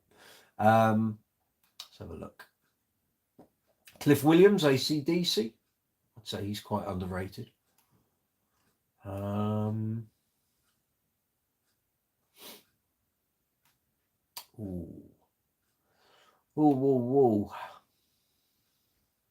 Bob Babbitt. I don't think Bob Babbitt ever gets the amount of recognition he deserves for what he did on Motown. Nate Watts, Stevie Wonder's bass player. Everyone always seems to think Stevie Wonder plays his own bass lines. He did for a period, but Nate Watts has been with him for 50 years, I think. Let's have a look. Dale Davis. Dale Davis is based here in the UK. He was Amy Winehouse's bass player. I first saw Dale when he was the bass player for Freak Power in the mid-90s. And I only saw him do 1 gig. And after that, he left. And he left with someone else in the band. Was it the keyboard player, maybe? But anyway, when I saw 1 gig at the Borderline with Dale on bass. He was on the album. Amazing. When I saw them a month later at the Jazz Cafe, so it was January 95, it was a young guy called Jesse, I think from Bromley Way, South London. And he was then the bass player from that point on. But Dale Davis I met probably about 6 years ago. I did an interview with him at the Half Moon in Putney, and it was great. And we stay in touch on social media. Great player. If you haven't got the first Freak Power album called Drive Through Booty, either buy it or check it out on Spotify. It's fabulous. All played on a 60s or 70s jazz, late 60s jazz, I think it is. And seriously funky. Okay. Mark Egan, fabulous fretless player from America. He did loads of jazz stuff, but he was also the bass player on Arcadia, the side project out of Duran Duran. He played on the one and only Arcadia album, So Red the Rose. Outstanding bass player. And actually, there was a guy called Robbie Neville who fell under the wing of Alex Sadkin, who was Duran Duran's producer. And Robbie Neville did 3 albums, but his first album, which had the hits, sort of C'est La Vie and What's It To You, Domino. And there's bass on there, there's keyboard bass, but the tones, oh my God. I still wonder sometimes if it's a 5-string or it's like a Fairlight, but it's like this really tight, it's not grinding, but it's like this really characterful fretless tone. Sounds amazing. Check out the first Robbie Neville album if you can. It's really good. Really good. Again, an album I bought, how I didn't wear it out, I don't know. I still play it a lot now. Just those bass tones are outstanding. Bruce Thomas, formerly of Elvis Costello. He's an excellent bass player. Much underrated, I think. And Mark Bedford, Madness, bass player. No one's chatting here. It's just me rattling off a load of bass players. I need your input as well, guys. Maurice Gibb, the Bee Gees. He did a lot of the bass stuff on their albums up until, I don't know, late 80s, early 90s. But all those Saturday Night Fever bass lines and stuff like, hold on, let me click on that. It'll give me the song titles. Nights on Broadway, all of that stuff. That's him. So there's a guy, I think, Paul, what's his name? Paul Johnson? Did a video on YouTube talking about You Should Be Dancing and Morris's bass player. It's a 10-minute video. Really great video. Well worth checking out. Okay, I've seen a couple of messages there. I'll come back to that bass list in a minute. Dan Smith, I do have a genuine question about a bass pattern that I never know what the correct way to do is. Okay, Dan, fire away. Martin Fate, I'll throw in Adam Yauch from Beastie Boys. Yes, very good call. Mum, just letting you know your mum wants to learn to play the harmonica like Stevie Wonder. Mum, there are great musicians in the world that want to play harmonica like Stevie Wonder. They've never managed it. So you need to go and find a harmonica teacher. But I think you're going to struggle. And I think the neighbours might bang on the walls. You don't want to be doing that. Kevin Smith, what about Sly and Robbie? Well, I hadn't got that far down the alphabetical list, Kev. Good call, though. Yeah. Robbie Shakespeare, fabulous bass player. Dan Smith, you know that driving disco-esque thing? It's an 8th note, then 2 16ths. Did it? Is that what you're thinking, Dan? I think it might be on YMCA and maybe Gimme, Gimme, Gimme. Yeah. Okay. I think you might also be referring to possibly Do You Think I'm Sexy by Rod Stewart. In which case, when I recorded Do You Think I'm Sexy for a Rod Stewart tribute album.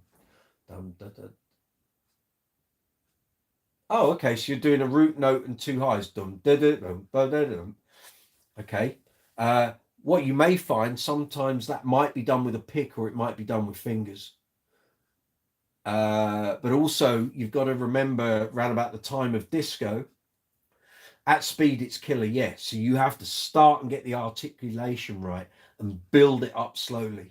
You can't just go at those sort of things at pace. But also, at the time of disco, Bernard Edwards had a technique called chucking.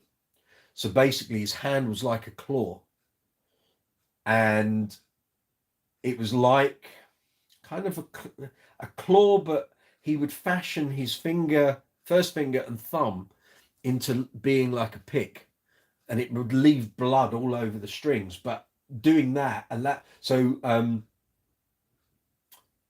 Everybody Dance, which you know we do with Uncle Funk, I can't do that the way he does it. I've assembled a bass line that is basically approximating to it, but we play at such a pace. There's no way I could do the chucking at the pace that we play it. So the way I do it is with a lot of 16th stuff. So there might have been some of that, but also you got to remember some of these songs, as I found out when we did Do You Think I'm Sexy, we did it as 2 bass tracks. So I would do the bass root notes on one track, and I'd do the did it as a separate track. So you do one line, just the bottom notes, bomb, bomb, bomb, bomb. Do a second track, which would be you'd hear the bomb, and then you go did it. So bomb, did it, bomb, did it, bomb, did it. That way you can play it. So on the recording, it sounds on when I did Do You Think I'm Sexy, it's all really nicely locked together. I couldn't play it live. And Phil Chen, how Phil Chen did it, I don't know. I don't. Oh, I've got a live CD, but it's not Phil Chen on it. It's the guy that came after him with the black hair, played Aria SB 1000 basses. I should have a listen to that and see how the live version differed from the recorded version. Yeah, so my advice, Dan, is just start it slowly and build it up over time. Just metronome, increase by 2 or 3 BPMs, and eventually your hands will do it. But it's the sort of thing, it's like with guitar things, you know, really fun. You can't do it in one hit, you know, unless you're Superhuman or Steve Vai or whatever. You've got to build up the technique. Harry Poppins, Dion Estes. Yes, I'm going with that. Yep, very underrated. Did some great work. He was Marvin Gaye's bass player for a while. Dan Smith, the only way I can do it is thumb, finger, finger. Yeah, you could try slapping it, but it's going to sound different. You're then going to have the percussive element, which might not work if you're playing it pretty quickly. Maybe. Can you guys still see me? I've just got the live window as frozen. But I'm still going. Are you guys still getting this? Is the video still playing? Is that just we can see you? Oh, okay, cool. It's just on my machine. Let me just I'm just going to refresh my screen. Just bear me a moment. No, I don't want the Everspace trailer, thanks. Yeah, there we go. Back in the house. The only way I can do it, right, but I imagine that's a mongrel way of doing it. You might be able to do it with a pick, but personally I would just anchor your playing hand. Yeah, how would I do that? Yeah, just anchor your hand and just do it that way. I mean, it's going to be a bigger stretch if you're on the E string, but if it's just octaves, then you just got to get that familiarity between the E and D and the A and G, so it's just equal distant.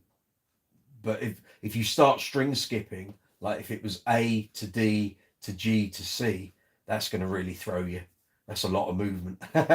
You can try it. But yeah, not for the faint of heart, I would suggest. Kev C Bass, all good. Good to see you. Hope you're well. Hope everything's ticking along at your end. Tom, my cousin, yeah, all good. Okay. It's all working now. For some reason, the feed on my screen wasn't working, so there we go.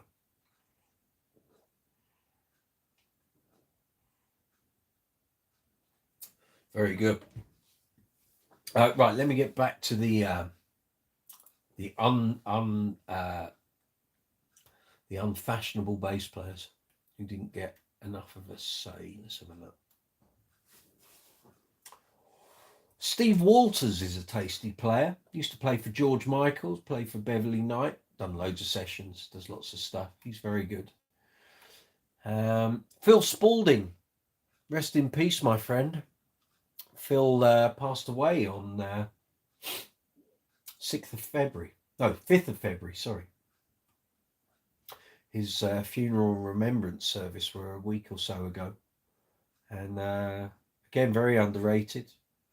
Played on loads of big stuff, but you wouldn't know it was him. Although he would tell you. Bless him. T-Bone Walk was the bass player for Hall & Oates, Carly Simon, and played with Billy Joel on the River of Dreams tour. Amazing bass player. Oh, my word. What a player. And a producer. Outstanding. If you're going to check out him, you want to check out the New York Liberty Statue concert from '85, which happened, I think, a week before Live Aid. Check out the Hall & Oates performance at Live Aid, and check out the gig at the Tokyo Dome from 1988. You'll see everything that T-Bone is about across all of that. Okay, let's have a little look here.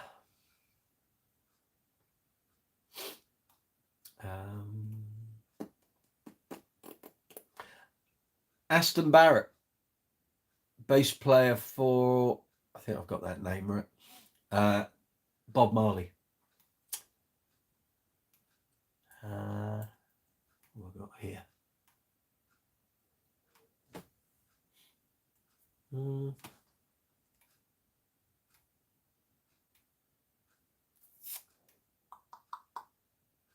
Guy with Bruno Mars's band is quite exceptional.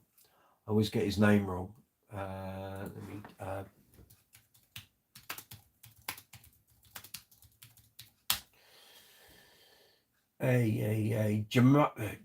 Jamario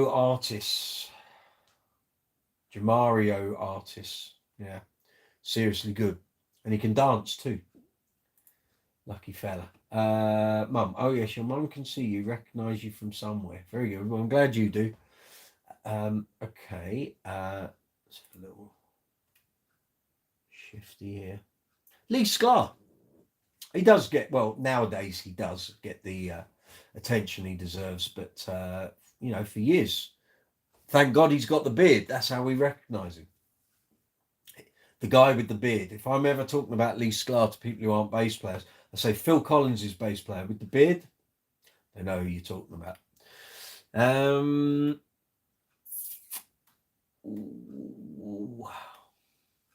There's loads of players that were around during disco time. Never got the recognition they deserved. Louis Johnson, you know, playing some Michael Jackson's biggest hits, and us as bass players give him his credit, but other people don't know. Anthony Jackson, I have to say, at the moment, I've been listening to the early Shaka Khan albums. All my days, yeah, outstanding. I mean, I knew he was a great player anyway, but you listen to that stuff, I mean, it's so in the pocket. Outrageous. Michael Rhodes, rest in peace. Yes, he did pass in March. I was on a gig when I found out. A real loss to the bass playing world. Ultimate sit at the back, lock the band together kind of player. Now, when I saw him play with Joe Bonamassa in 2019, he was not standing at the back. He was all over that stage, but he was great. Yeah, played on tons of country hits. Yeah. Yeah, no, he was quite active, actually. And very impressive. Yeah. Seriously good. Seriously good. You don't play in Nashville for 40, 50 years if you're not good, you know. Just that's not going to happen, is it? So, you know, he was he's definitely up there. I've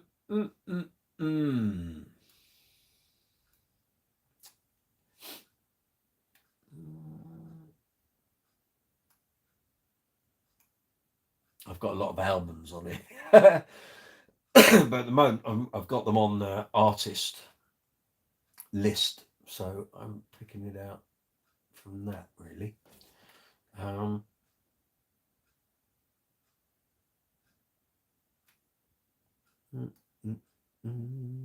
The guy from Crowded House, Aussie guy. Oh God, name escapes me. Nick Seymour, great player. A bit different in when if you listen to any of the Crowded House stuff. I mean, he picks notes out of nowhere, and you think, or he starts playing a bass line, you think, oh, he's going to play, and then he doesn't, and he leaves a gap, and then comes in at the end of that little phrase. It's great way of playing.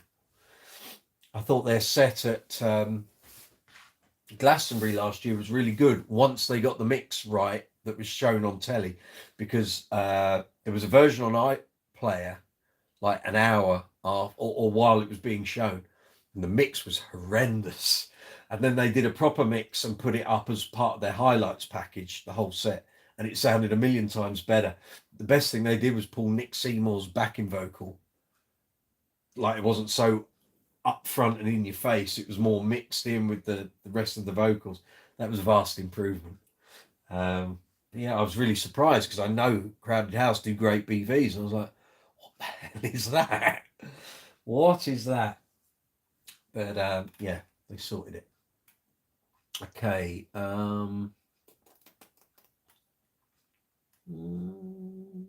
Said Melvin from Dan Reed Network.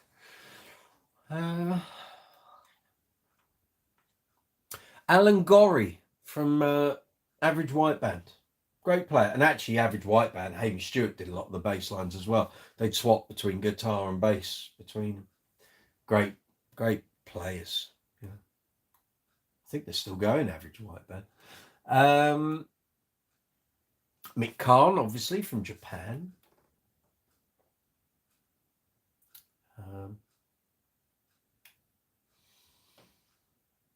Nigel Harrison from Blondie. Always thought his bass lines were great.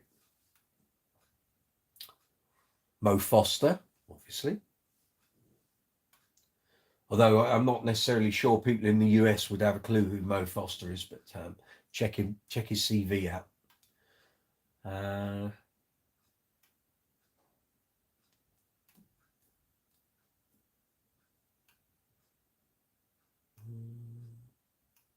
was going to say John Ilsley, but I'm never that struck by his playing. He does what he needs to do within the Dire Straits umbrella, but never that blown away by his playing. But he's a very rich man and I'm not, so what do I know? Chuck Rainey, obviously, legendary player. Again, one of the session greats, but the man in the street wouldn't have a clue. They'll know all the stuff he's played on, but they won't know he was involved. Well, Randy Meisner and Timothy Schmidt from the Eagles.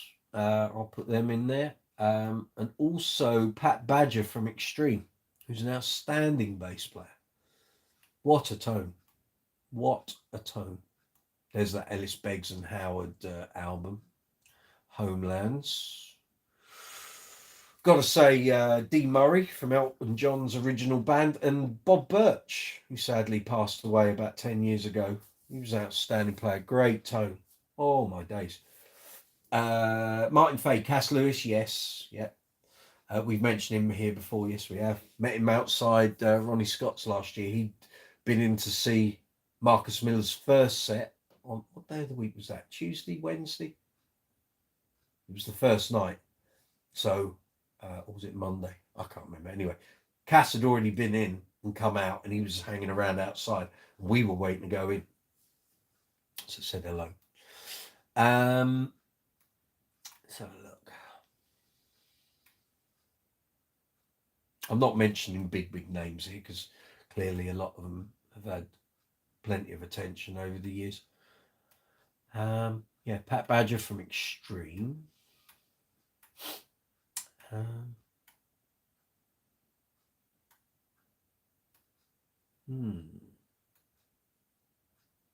Foo Fighters, Nate Mandel, really good player. Be interesting to see how they sound when they come back out this year.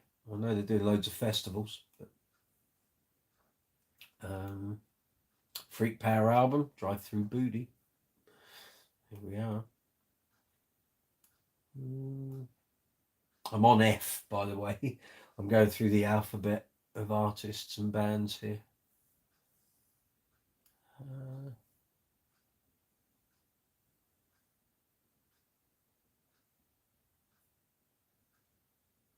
The new bassist with Toto, John. Oh, brain's failing me.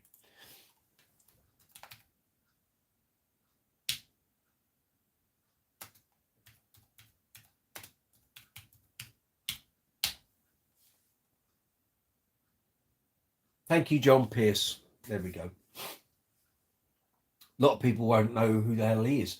He's on loads of LA session from the 70s and 80s, 90s. And before joining Toto, he was a bass player in Huey Lewis and News.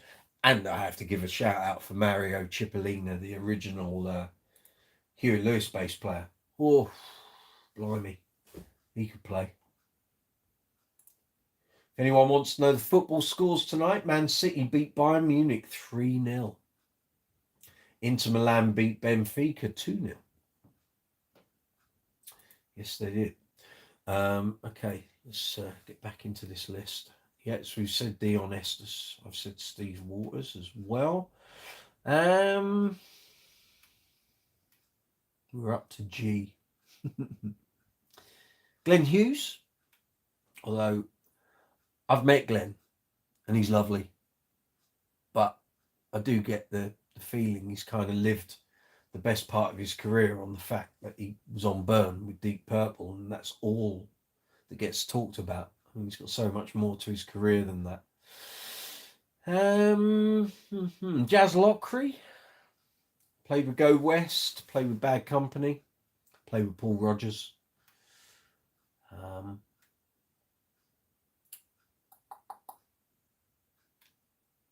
Mike Porcaro from Toto before he passed away.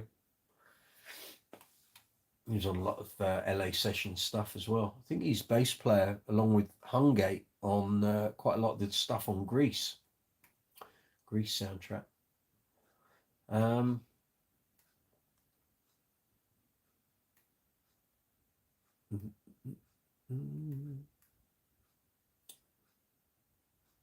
said Lewis Johnson already, haven't I? There's Hugh Lewis. Dick Nolan from It Bites. How's about that? Gary Beers from In Excess.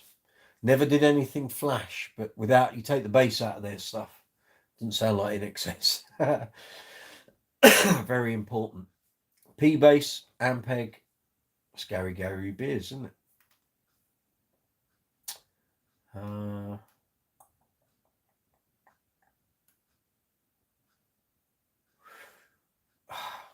I can't say Bootsy Collins because everyone on the planet knows who Bootsy Collins. Well, any bass player that worked for James Brown.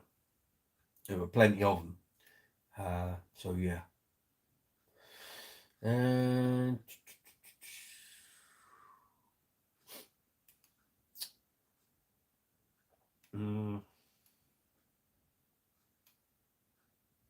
I'm trying not to send you lot to sleep. Don't want you falling off on the live chat, you know, dropping off even.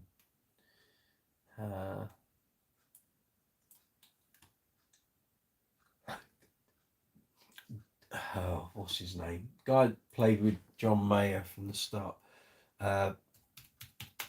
Don't say Pino. That's not who I mean.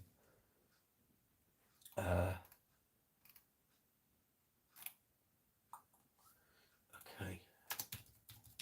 Dave Labriere, I think. There we go.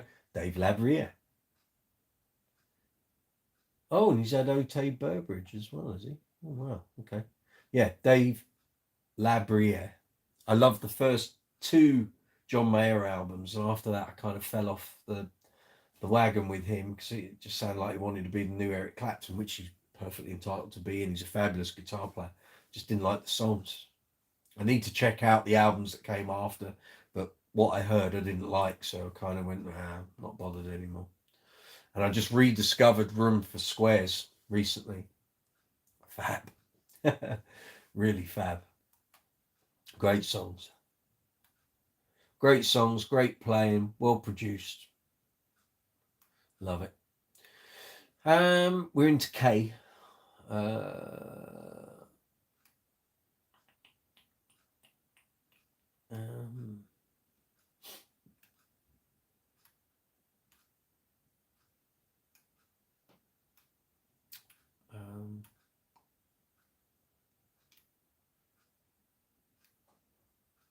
Don't need to mention Larry Graham, do I?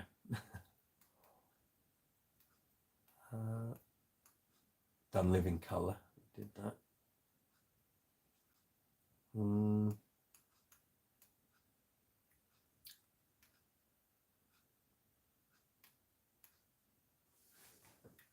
We're into M. We're halfway there.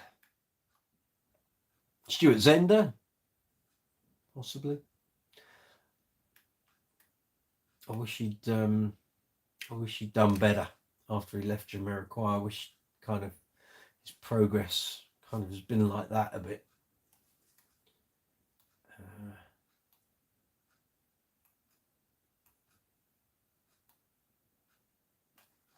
We come back into the chat. You guys could be posting. I can't see it because I'm looking on that. Right.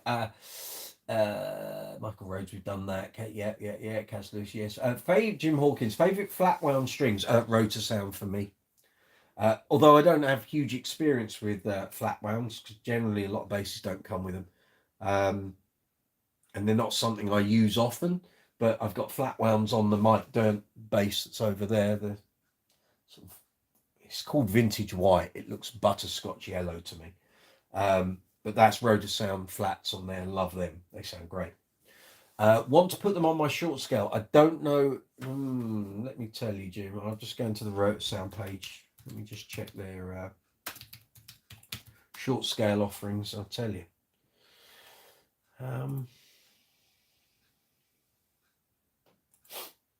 There's so many short scale basses on the market in the past 4 or 5 years. I'm sure they've got something there.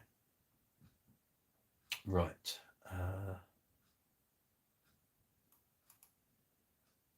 Okay.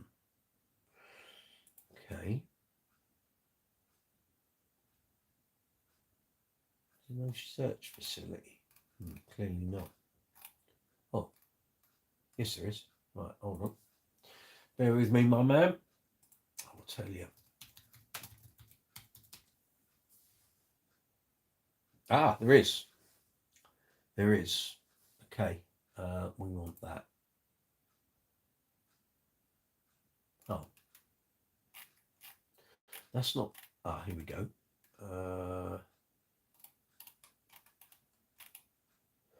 Short scale. Okay, your choices. Oh, you can. Yes, you can. Okay, you've got 3 choices. You can either have the True Bass 88 nylon tape wounds, which you're going to love these gauges. You might need to recut the nut. 65 to 115. They're the big black. They're very thick strings, very kind of uprighty. McCartney used them for a while on one of his basses. You can have the flat wound jazzes. They're called jazz bass strings. Code number is RS77S. Gauge is 40, 50, 75, and 90. And then if you want round wound, you were talking flat wounds, but if you wanted round wound, you can have swing bass 66. Code number is RS66S. Again, the gauge is 40, 50, 75, and 90. But that's just my personal preference. You might not like Rotor Sound, so that would right. Your my favourite round wounds are DR Nickel Victor Wooten Extra Light Gauge. Okay, I'm not a fan of nickel strings. I'll be honest. There's none of my basses that I would put a set of nickels on instead of steels. But it's just my personal preference. You're considering labella. The best thing I'd say, Jim, is if you know you want flats and you know the gauge you want, go across all the major string providers, find out what gauges they do that match up with what you want, and you're just going to need to buy a set of each. But the thing is with flats is you can keep flats on a bass for like 10 years or more. So you're either going to have to do this test and put a set on, see what you think. Oh, don't like them. Put another set on, and you just have to keep all the other sets. But unless you're doing a lot of gigs with flat wounds, you're not going to wear them out, so they'll last forever. TI flats, yeah, Tomastic Infelds, they seem to be the general consensus is they're the best flats, but each to their own. Russell Zauner, how are you doing? I haven't seen you in a while. I think I'm transitioning to tape wounds. What works for you? Go with it. I really like these white gold tapes I got from Labella. Okay, cool. They're not cheap, but they seem to be indestructible. There you go. If it suits the bass you're playing, go for it. Why do I prefer steel? I like the zing, although I don't like the zing at the start. A set of steel strings for me kick in round about gig number 3. So once I take the really zingy, clattery, sort of over the top resonance away with a couple of gigs of playing, then steels are great. I like the way steels feel. It's a harder material to nickel. Some rock gigs or gigs that, you know, loud, I find sometimes nickel strings just kind of go a bit missing. They have a tone that stays consistent for quite a long time. So they're not as bright as steels, but they'll stay in that. It's like turning your tone control to halfway. So they don't have that bright sort of sonic display, but it's a bit more muted and it stays like that for quite a while. But yeah, just for me, just my personal preference, I just prefer steels. Always have. I've tried doing the nickel thing many a time with different basses, and every time I've done it, it's been like, can't wait to get a set of steels on here. So yeah, that's just my preference. Nickels with steel wraps, that's a different thing, because you've still got the steel wrap around the outside, which will give it its tone. That's my thing. Right, back to these. I can see the chat now, guys, so that's cool. Okay, let's go through this unsung bass players list. Any of Bowie's bass players, Galan Dorsey, any of the early guys, Trevor Boulder, you know, Carmine Royas, one of New York's biggest and best session players, Rod Stewart, David Bowie, a million other bands, fabulous. Always thought Richard Page from Mr. Mister was a pretty good bass player, great singer too.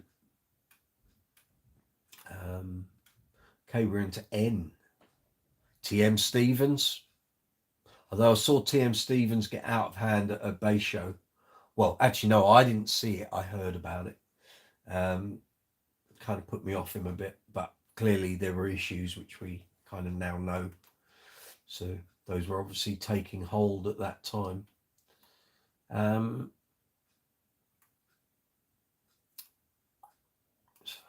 look into O.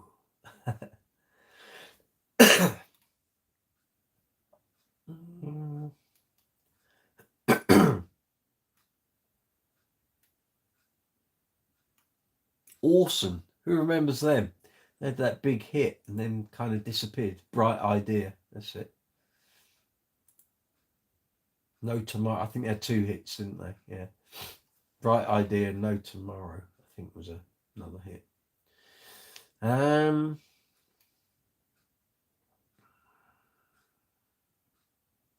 Prince bass players, Levi Seeker Jr., who kind of did the mid-period from 87 through till mid-90s. Before that, Brown Mark has his own YouTube channel, really good. Well worth watching. Hey, we've got the man. YouTube is an influencer. Good to see you. Hi, Mike. Just to ask if Phil Kubicki always had the freedom to pick the finish colours. Yeah, his bass, his company, do what he likes. That would be on his Kubicki versions, or did the Fender Custom Shop have final say? I would imagine Fender had the say on the ones they produced.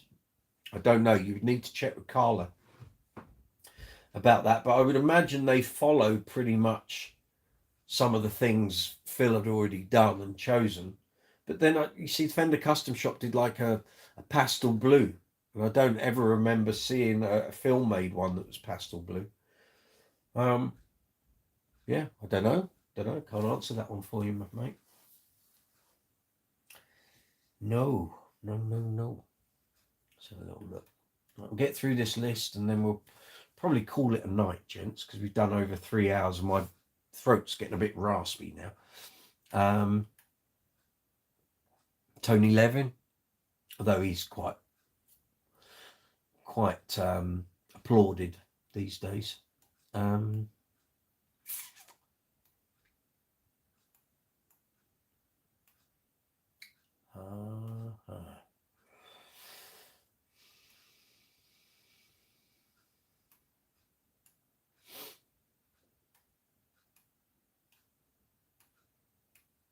I don't need to say John Deacon, do I?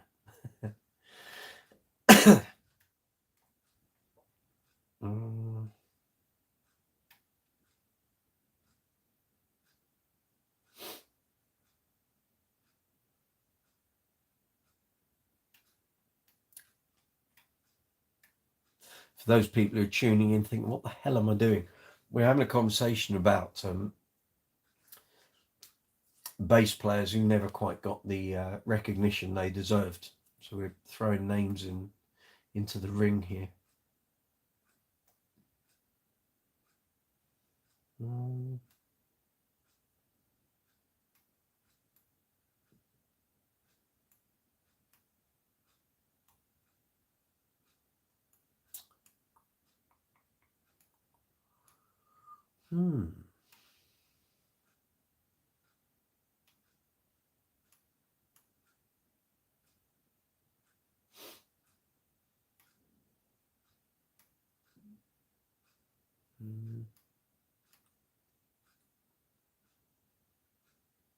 Always thought Bryan Adams' original bass player, Dave Taylor, was outstanding. Thought he got treated really badly.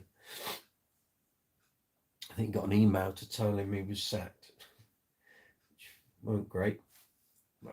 And then Bryan Adams did a 3-piece with him playing bass. Not a good idea. Stick the guitar, mate.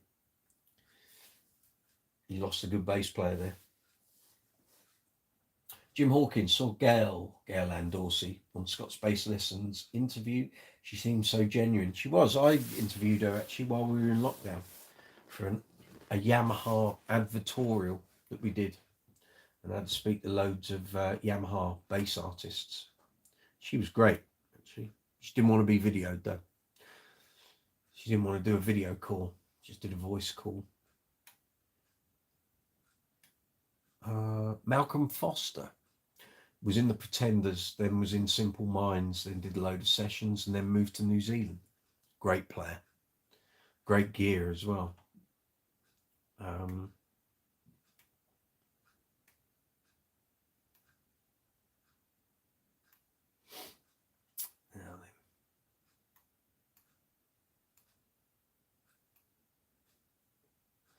Mark White from the Spin Doctors. He was a great player. I had an online chat with him. He was a little strange, but there we go. You're a huge Les Claypool fan, Lewis. That doesn't surprise me. That probably just rightly appeals to your bass playing taste. Great player. Great player. If a little left of centre, maybe. Where are we? We're on S. We're getting through them. We're into T.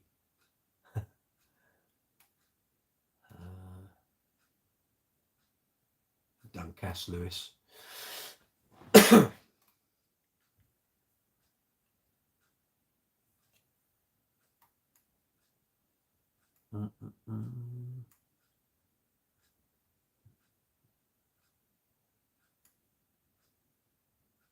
My mate Chris Childs from Thunder.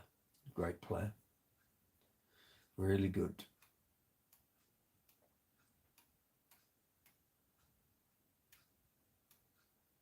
I'd say the guy that's playing bass for Young Gun Silver Fox, David Page.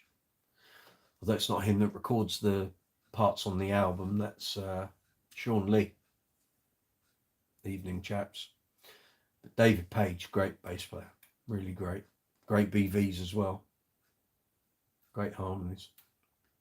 We're heading towards, we're in W territory here. We're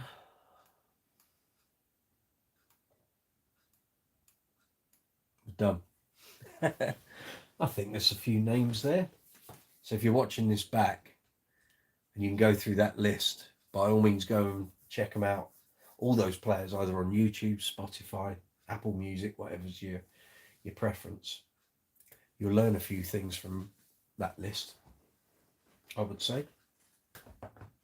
I think so, Martin. Right, it is 11:10 here, guys and girls. I'm going to wind the... I know there's loads of you on here, but we've done weeks where we've done like 5 hours. My throat is a little raspberry.